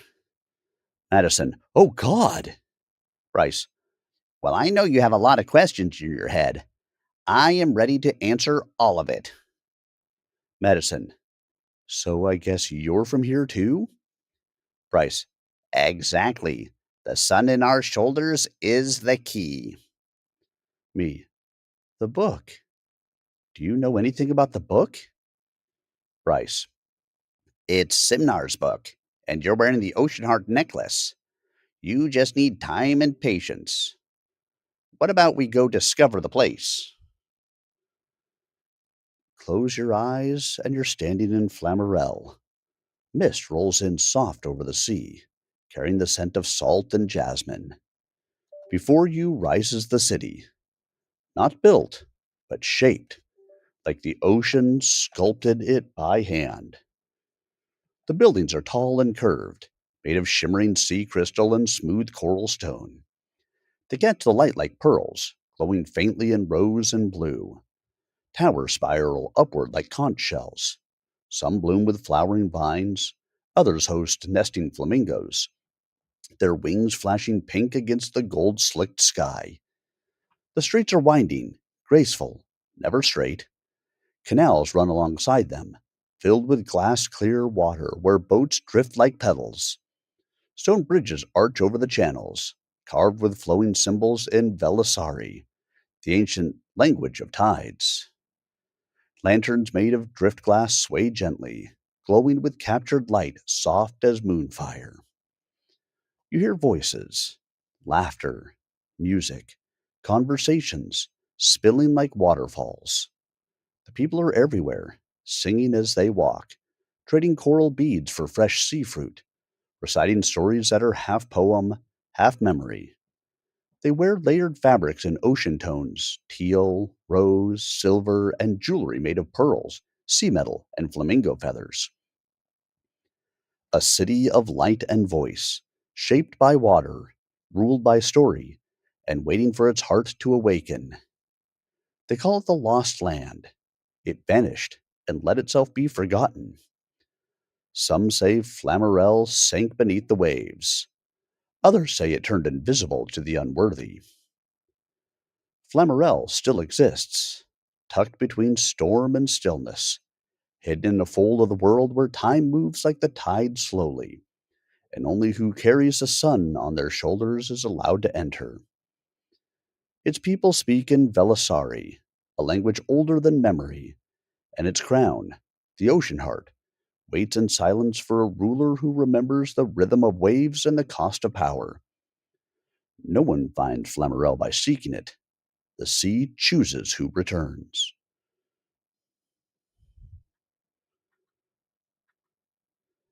10 p.m. Sifu and I were sitting beside Flamingo's favorite place to swim. Sifu: "This place is wonderful. Just like you, darling." I gave a quiet chuckle and said gently, "How can I be wonderful just like this place?" He removed his eyes from me and stared up to the stars. He didn't say anything for a couple minutes. Then he turned to gaze at me. Sifu: "Your eyes." "I like your eyes, princess." He mumbled nervously. Me: "Yes?" Sifu: "I see something in your eyes that the others don't see." Me: "What is it?" Sifu took a long breath and whispered, "Do you know that's my parents don't live with me in New York, so I lived alone? I always felt alone. Even though I have friends, I keep myself busy with work and social media so I wouldn't miss for my parents and family. Since I met you, you made me feel like home. I have a question." Me: "Tell me." Sifu: "What about, do you still have feelings for him?" Me: "It's a hard question that needs time to think about. Actually, I liked him a long time ago. Chloe sent him a message and gave me the phone to talk to him, and I was over the moon. He told me I can be his sister as Alana, but I was so excited and annoyed with him with a lot of messages. So he blocked me and found me annoying. When I used to meet him in college, I wore a whole different character and act a fool in front of him. I wish that I hadn't sent him the messages and wore my own character, not a fake one. I gave a promise to Alana not to get closer to him again. So that's it. All I have now is embarrassing memories and regrets of him." Sifu: "Okay, just forget about him.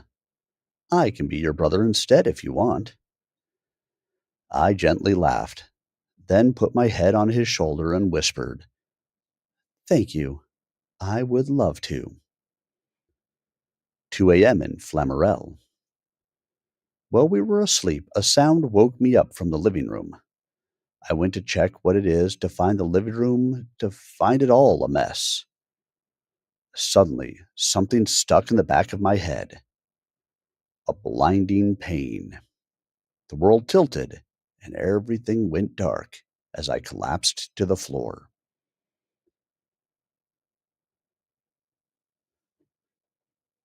"Chloe, all done." "She's down on the floor."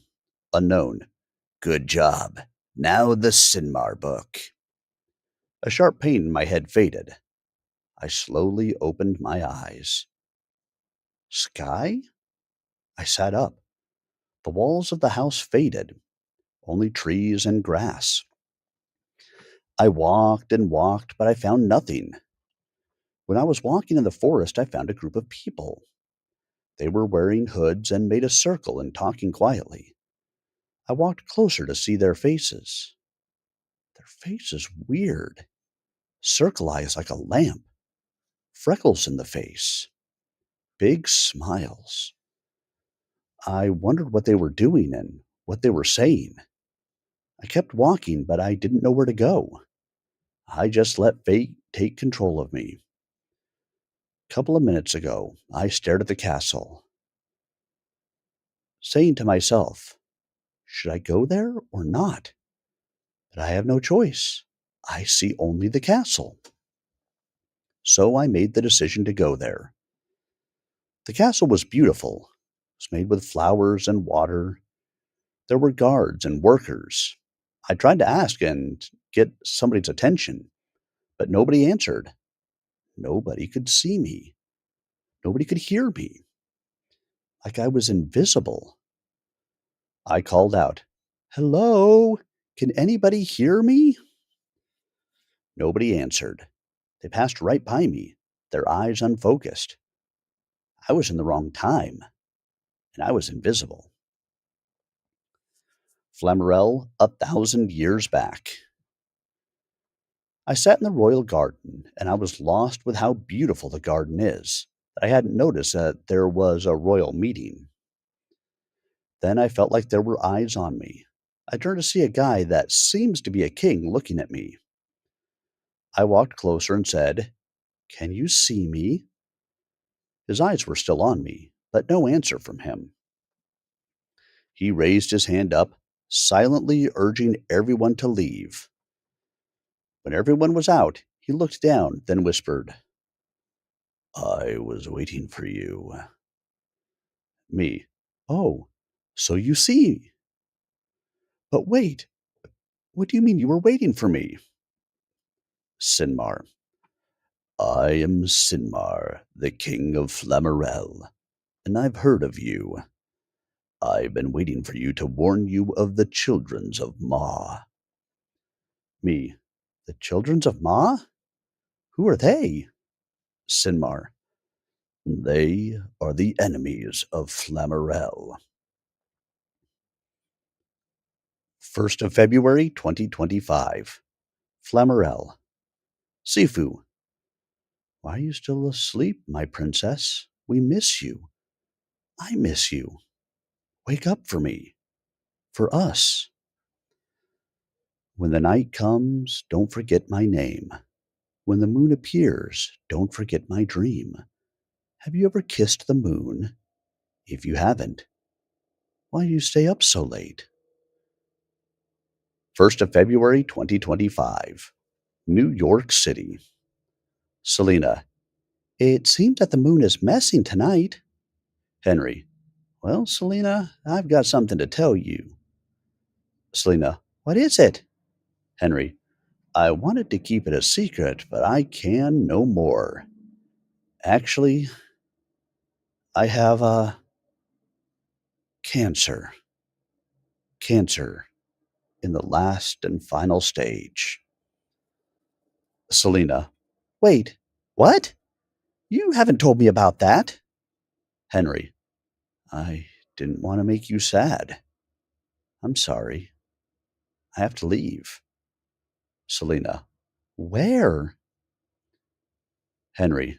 "I have to go back to my country to spend more time with them before I die. Goodbye, Selena. Take care of yourself." Selena. "Please, Henry, don't leave.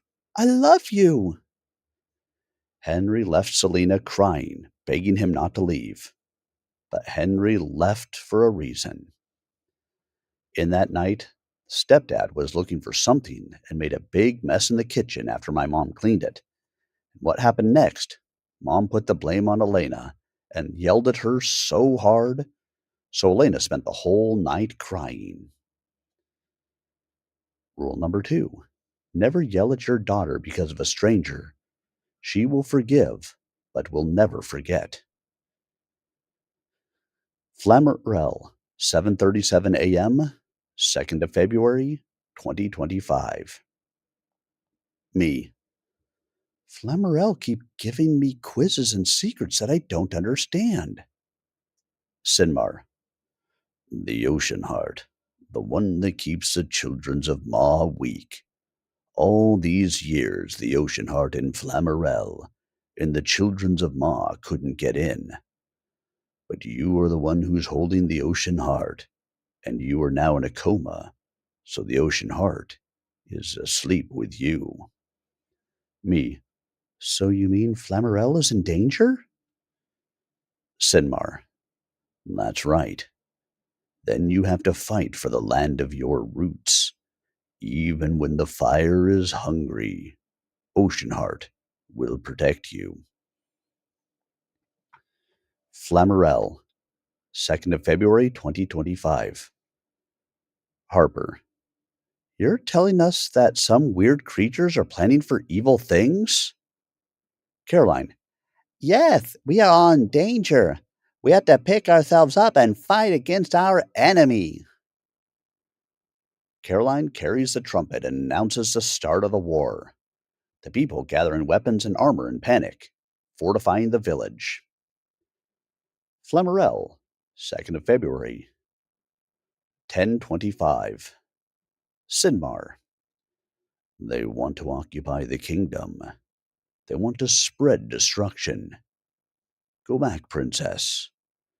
Oceanheart has to be in Flamarel, 2025. Go back, princess. Go back. Flamarel 2025. I opened my eyes. The room was dark, and I was alone in the room. I heard screaming voices and calls for help. I stood up quickly, but dizziness tried to pull me down. I tried to stand and walked out of the apartment.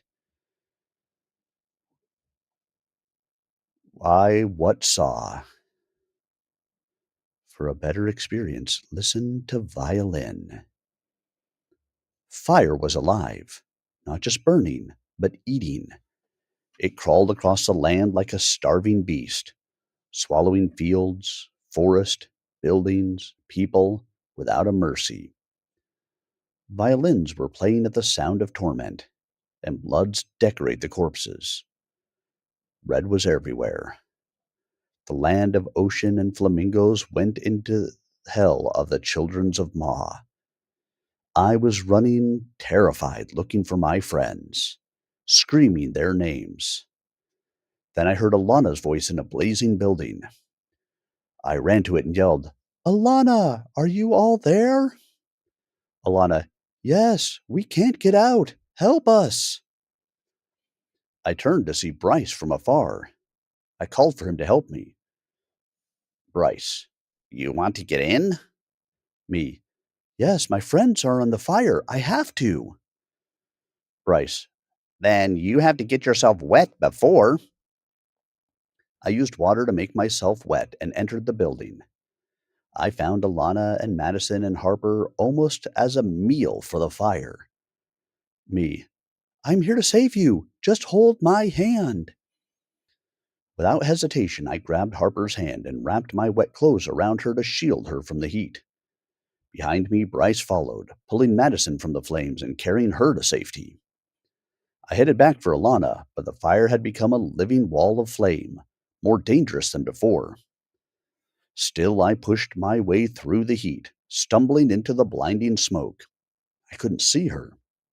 I screamed her name, and her voice, faint but clear, answered from a pocket of air just beyond the roar.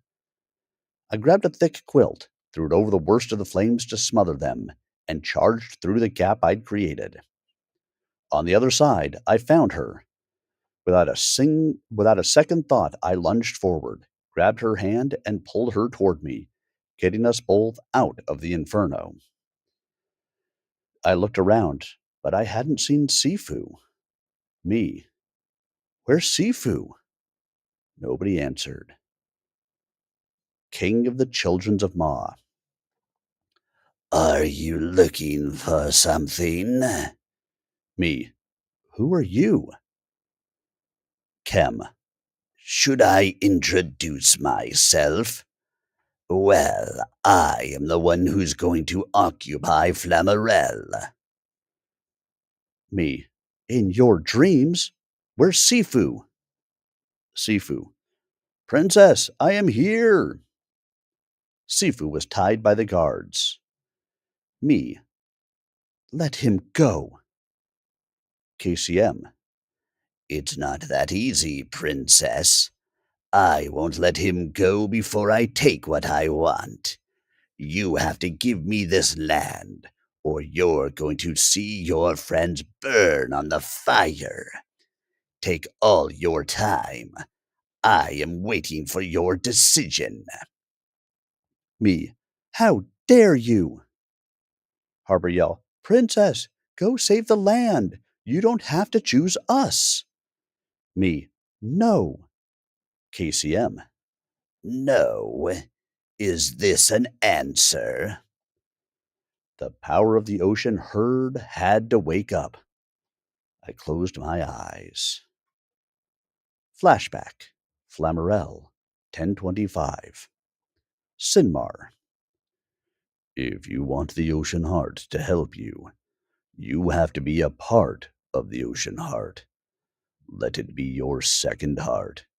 Ocean heart will send waves and flamingos to help you.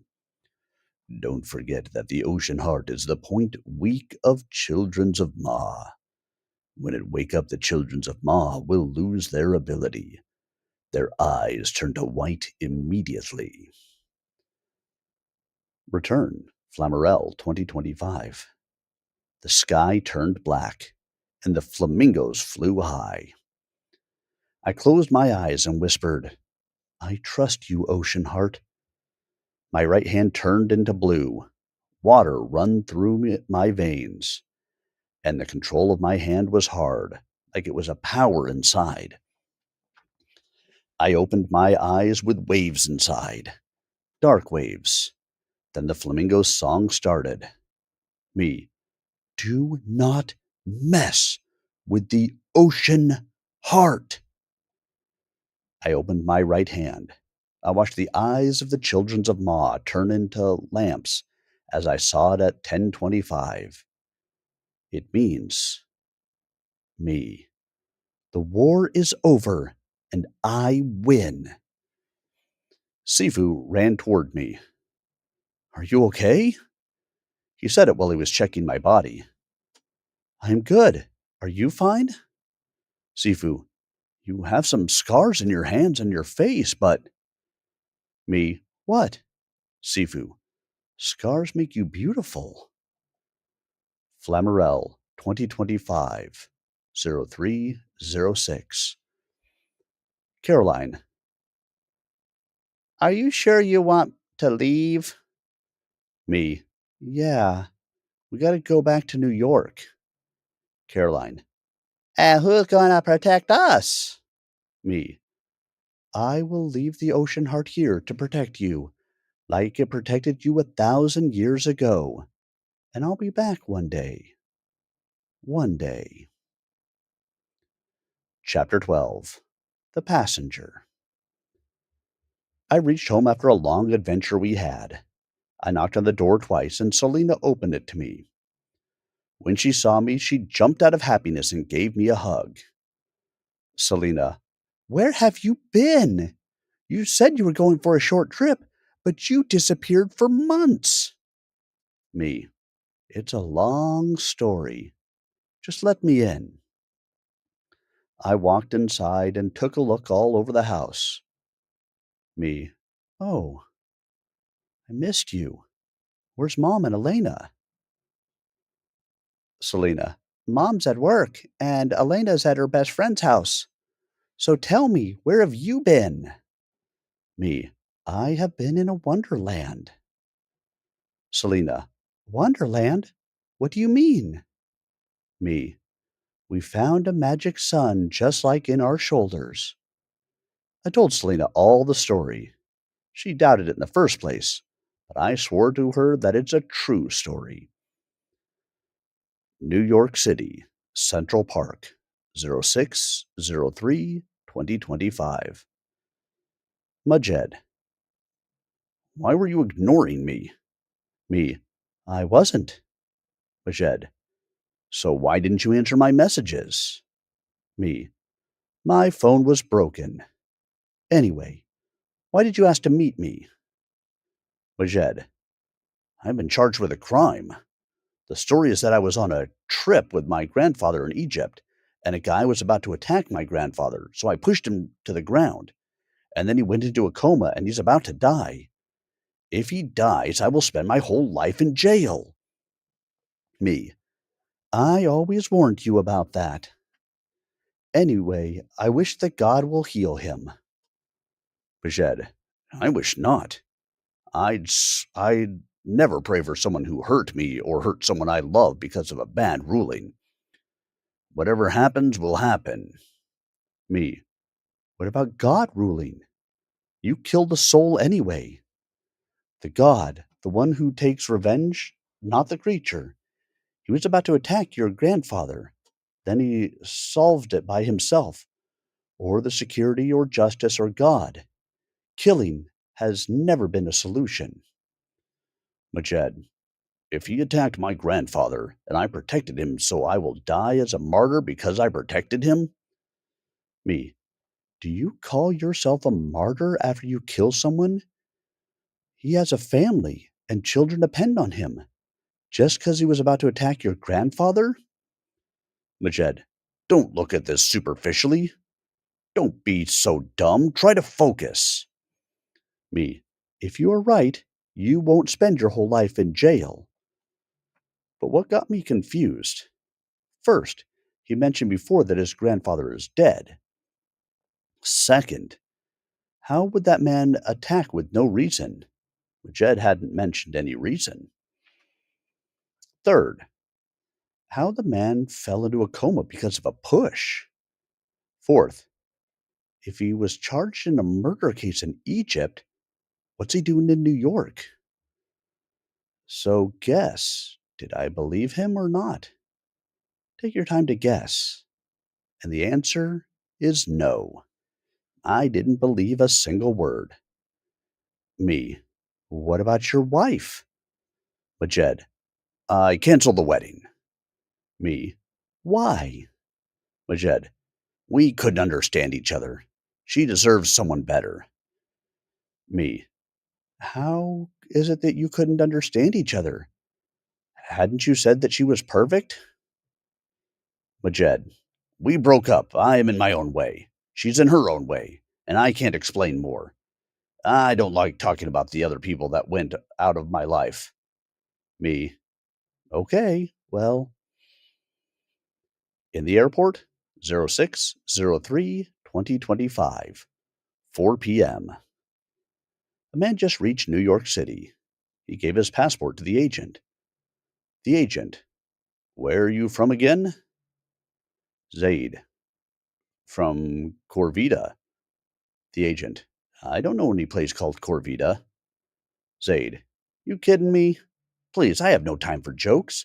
I've work to do. Just finish your job and let me pass. The agent, wait, I need to ask the manager. Zayed ibn Sari is a passenger from a country called Corvida that everyone from the airport couldn't find. They brought him the map to ask him which area he's from, and he pointed on the desert of Algeria. They detained him in the airport, but what happened next is that what they didn't expect. He suddenly disappeared without a trace. The question is, who's Zayed ibn Sari? And how did he disappear? And where's his next direction?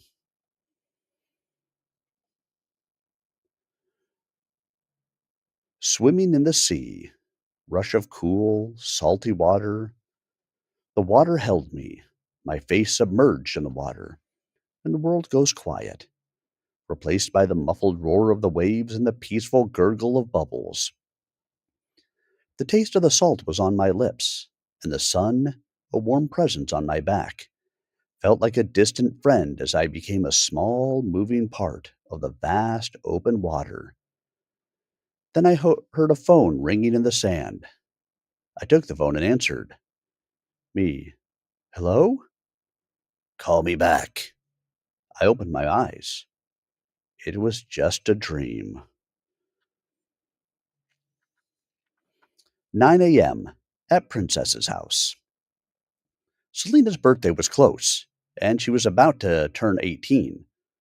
Selena, I can't believe I'll be 18 without a boyfriend. That's so boring. I literally haven't lived a teenager's dream. Me, do you think teenagers' dreams are just to have a boyfriend? Selena, yes. Me, no. Let me tell you something. I lived thinking that the teenager's dream is just about having a boyfriend that tells you I love you and buys you gifts on your 18th birthday. But that was so wrong. He avoided me when I wanted him to look at me, passing by me, summer air in the beach, My family and I talking about how strange life is. Can you imagine how strange life is? Last year, we were strangers with feelings for each other. We were lovers, and today we are strangers with memories of each other. He waved for a hello, and I answered with no, because he wanted more. He sent me a message that he's on his way. I waited all the noontime, excited and happy and hopeful in a place to see his face like it's our first date. But he hasn't came. I sent him a message that I am going to swim and am waiting no more. But I lied. I went to swim and watched from afar people coming and going. Then I realized that he's not coming and realized that what they think is a teenager's dream is just waiting, and I don't want to wait. I sent him a last message that I'll be leaving soon, so save my face for the last time forever. You won't play with me. You're not fun. You're sulky, and I am wild.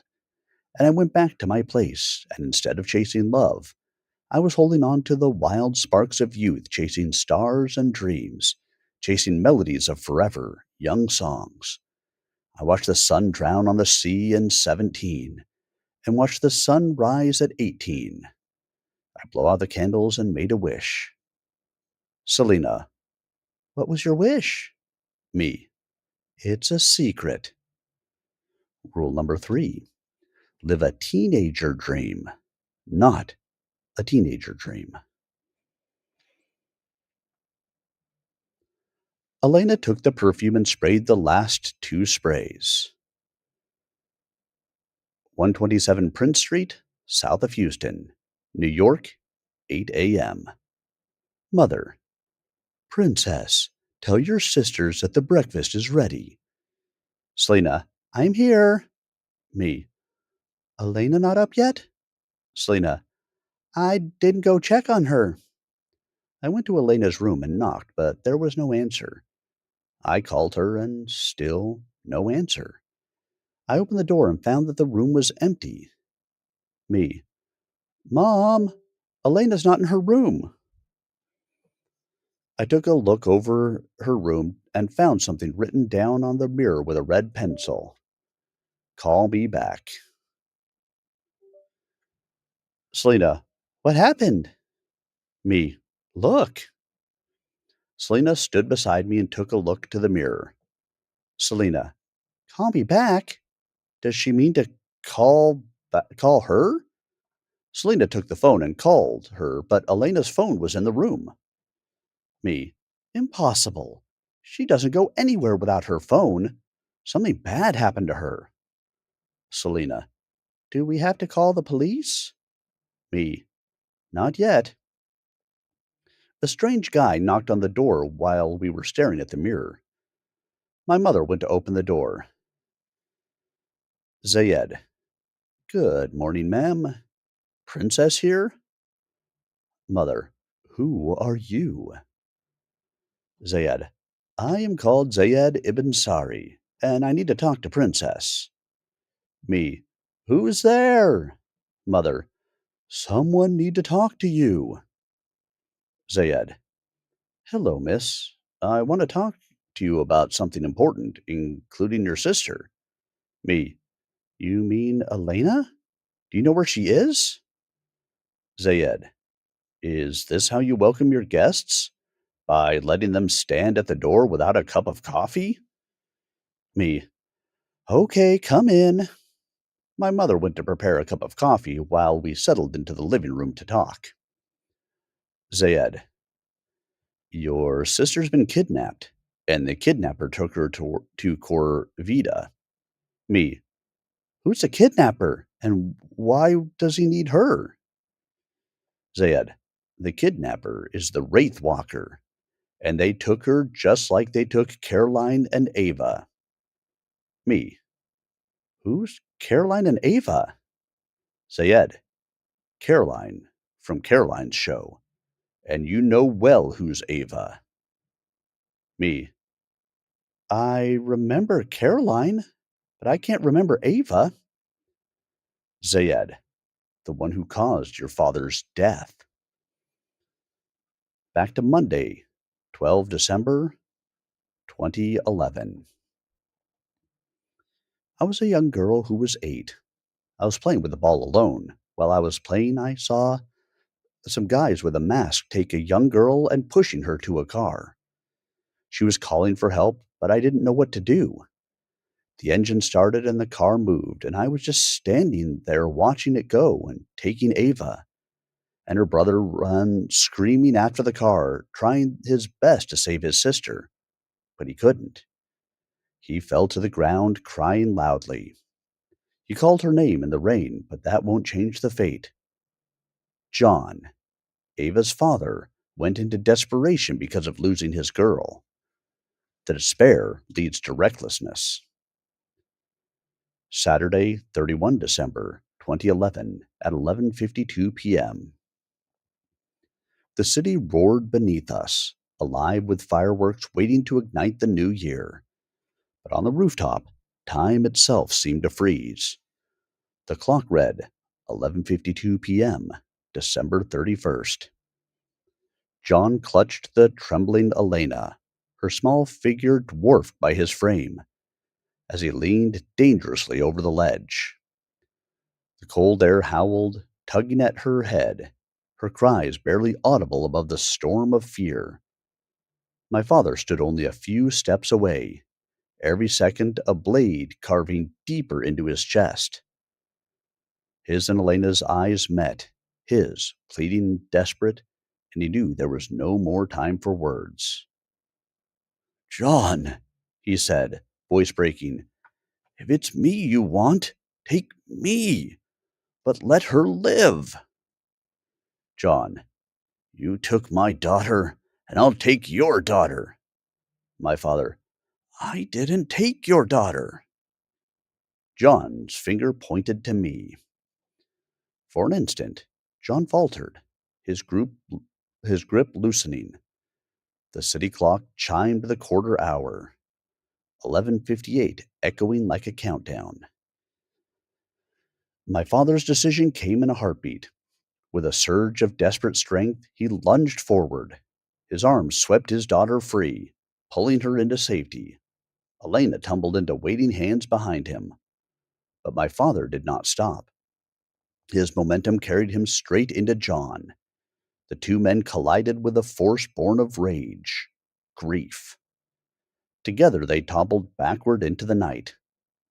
The last thing I saw before the crowd closed around me was my father's silhouette locked with his old friends, vanishing into the abyss as the clock marched toward midnight. And as the world above erupted with fireworks, the sky carried both tragedy and salvation into the new year.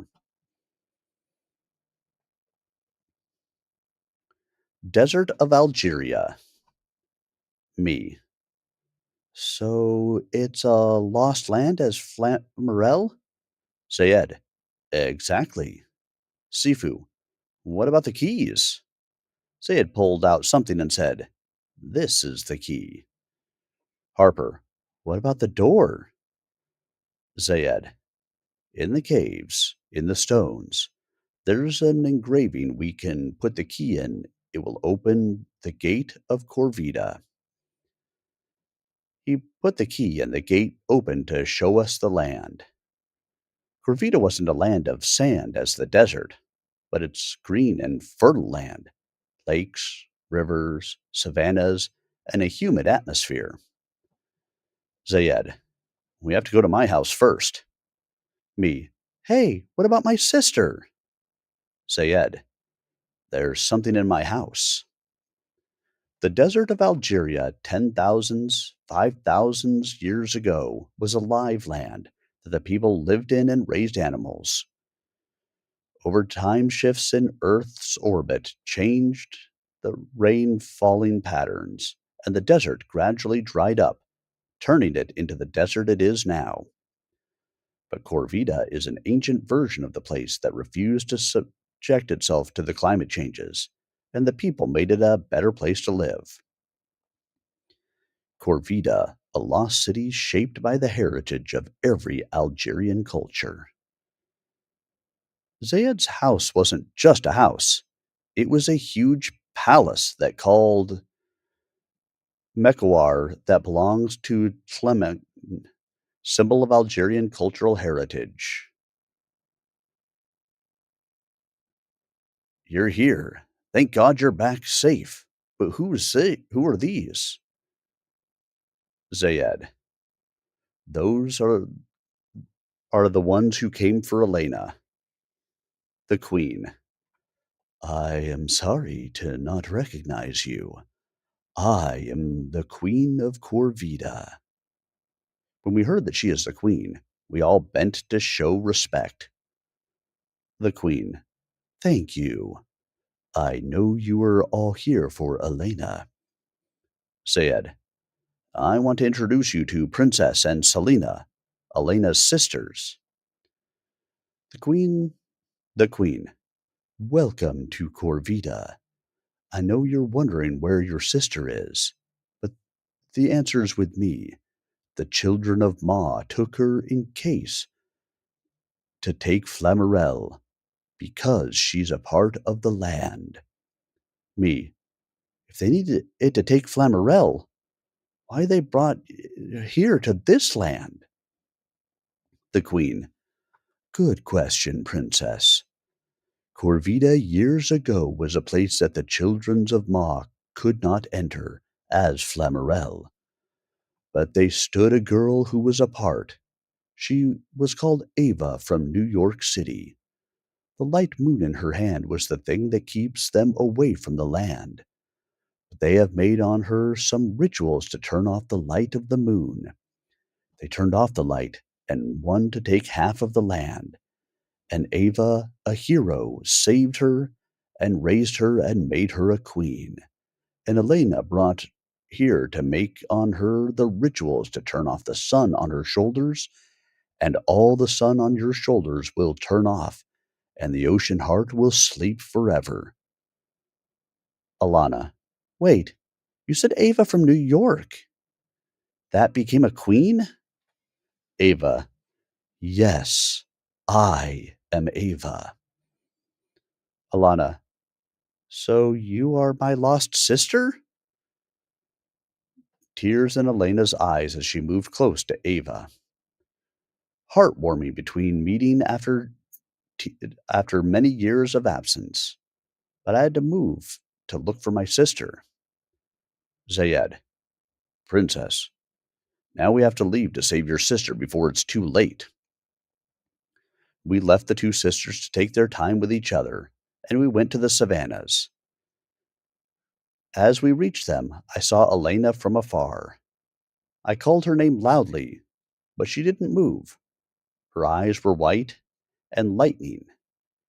I ran to her, and Selena followed me immediately. Zayed screamed, No, don't go! It's dangerous! He warned us, but it was too late. In a moment, the children of Ma surrounded the three of us. KCM. I only wanted one of you. Here, the three of you. Sifu screamed, Let them free! KCM. Or what? Me. What have you done to my sister?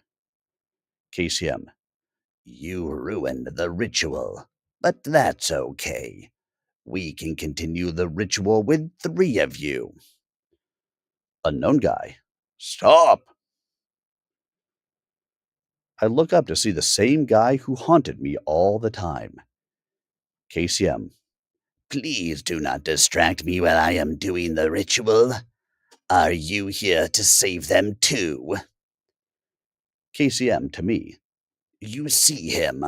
Under the mask there's a face you thought before. That face is love. But it's just a liar face. The face led you here to be on your knees, losing your power in the land of your roots. Me. Who are you? KCM. Come on, show us who are you. Unknown guy pulled his hands up, ready to remove the mask. Just a few moments to know the truth, and his mask fell in the ground. A moment of silence to realize everyone who's reading this, are you ready to know the truth? All the time, our mystery man was. He stood few feet away. I knew the face beneath it, and I knew the weight of everything it meant. I am sorry, Princess. KCM. That's so disappointing. And I adore disappointed things. What about the girl behind? Chloe. That's me, Princess. But I never planned to hurt you. KCM. A liar. And who hit you in the head and stole the Sinmar book? Me. Why, you've done that.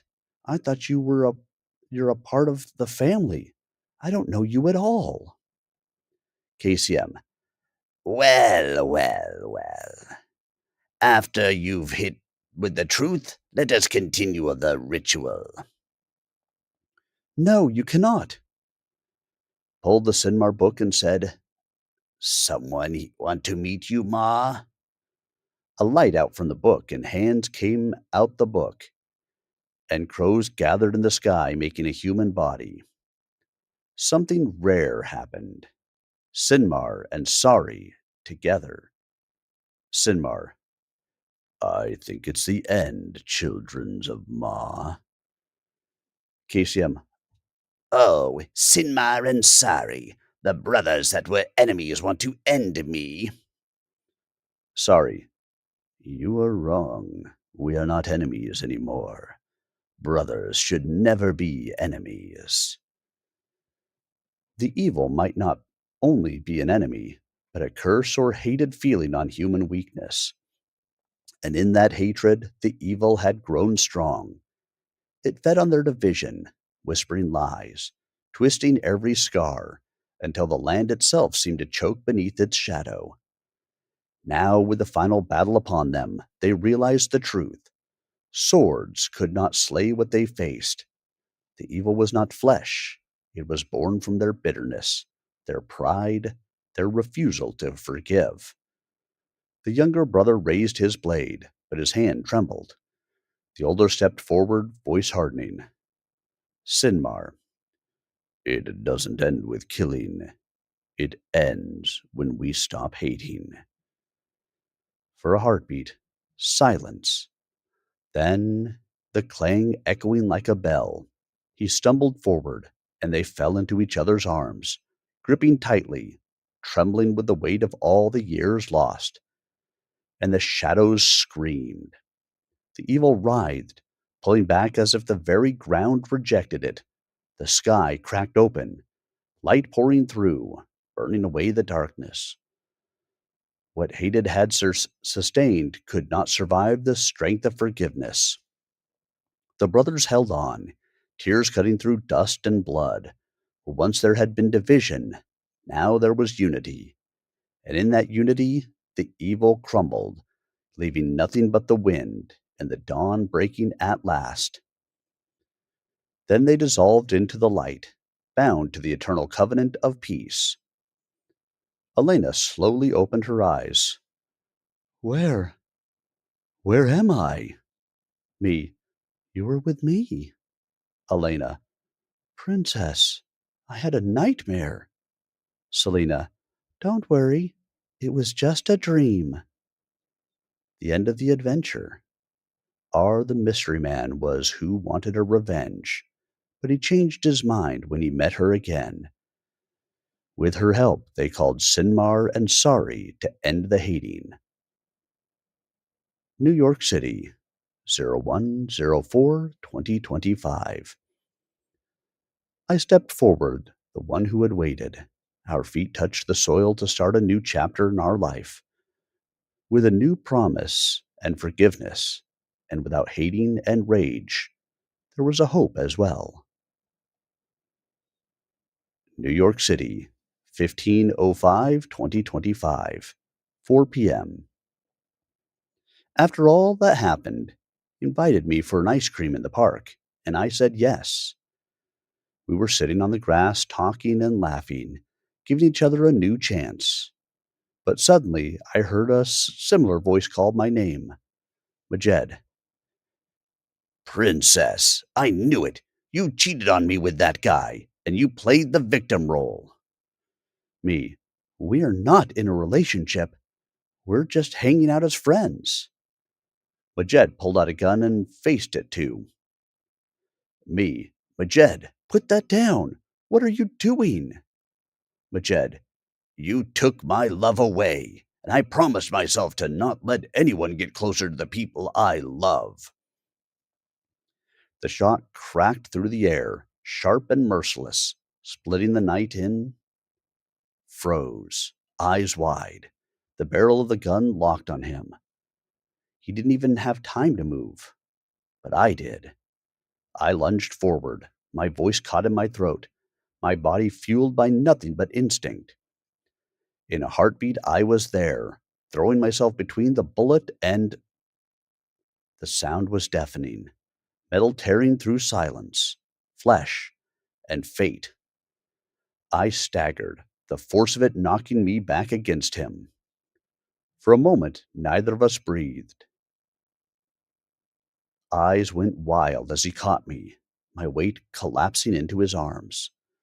The shooter's shadow loomed beyond, but all he could see was me, the way my lips trembled with the effort of holding on, the crimson stain looming again across my clothes. I had taken the bullet meant for him, and the last thing that was on my eyes, a memory of my family. Unlike family you're born in, friends are the first family you have chosen for yourself. New York City, Wednesday, 31 December 2025, 11:12 p.m. In the hospital, on that night, two souls were born. All my family was on that room to welcome the newborn. Doctor, congratulations, it's a twin, boy and girl. What are you going to name them? Mother, I think I'll let their sisters give them a name. Selena and Elena glanced at each other. Then Selena said, Sun for the girl. Elena, Moon for the boy. Alana, That's those are beautiful names.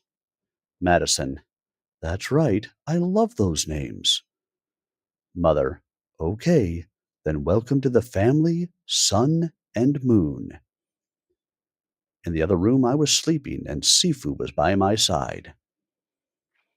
Sifu, congratulations, princess. Now you have new siblings, a boy and a girl. I always wanted a brother, and I wish you were awake to share this happy moment together. So please fight. Don't let go. Get in the room and said to Sifu, Come on, they are waiting for you. Sifu, okay, I am coming. Before he left, he turned to me and said, We are in the next room waiting for you to wake up. I love you. To follow his leads and not to fall into mistakes that God hates. I asked my mother before I sleep, Will be happy or sad?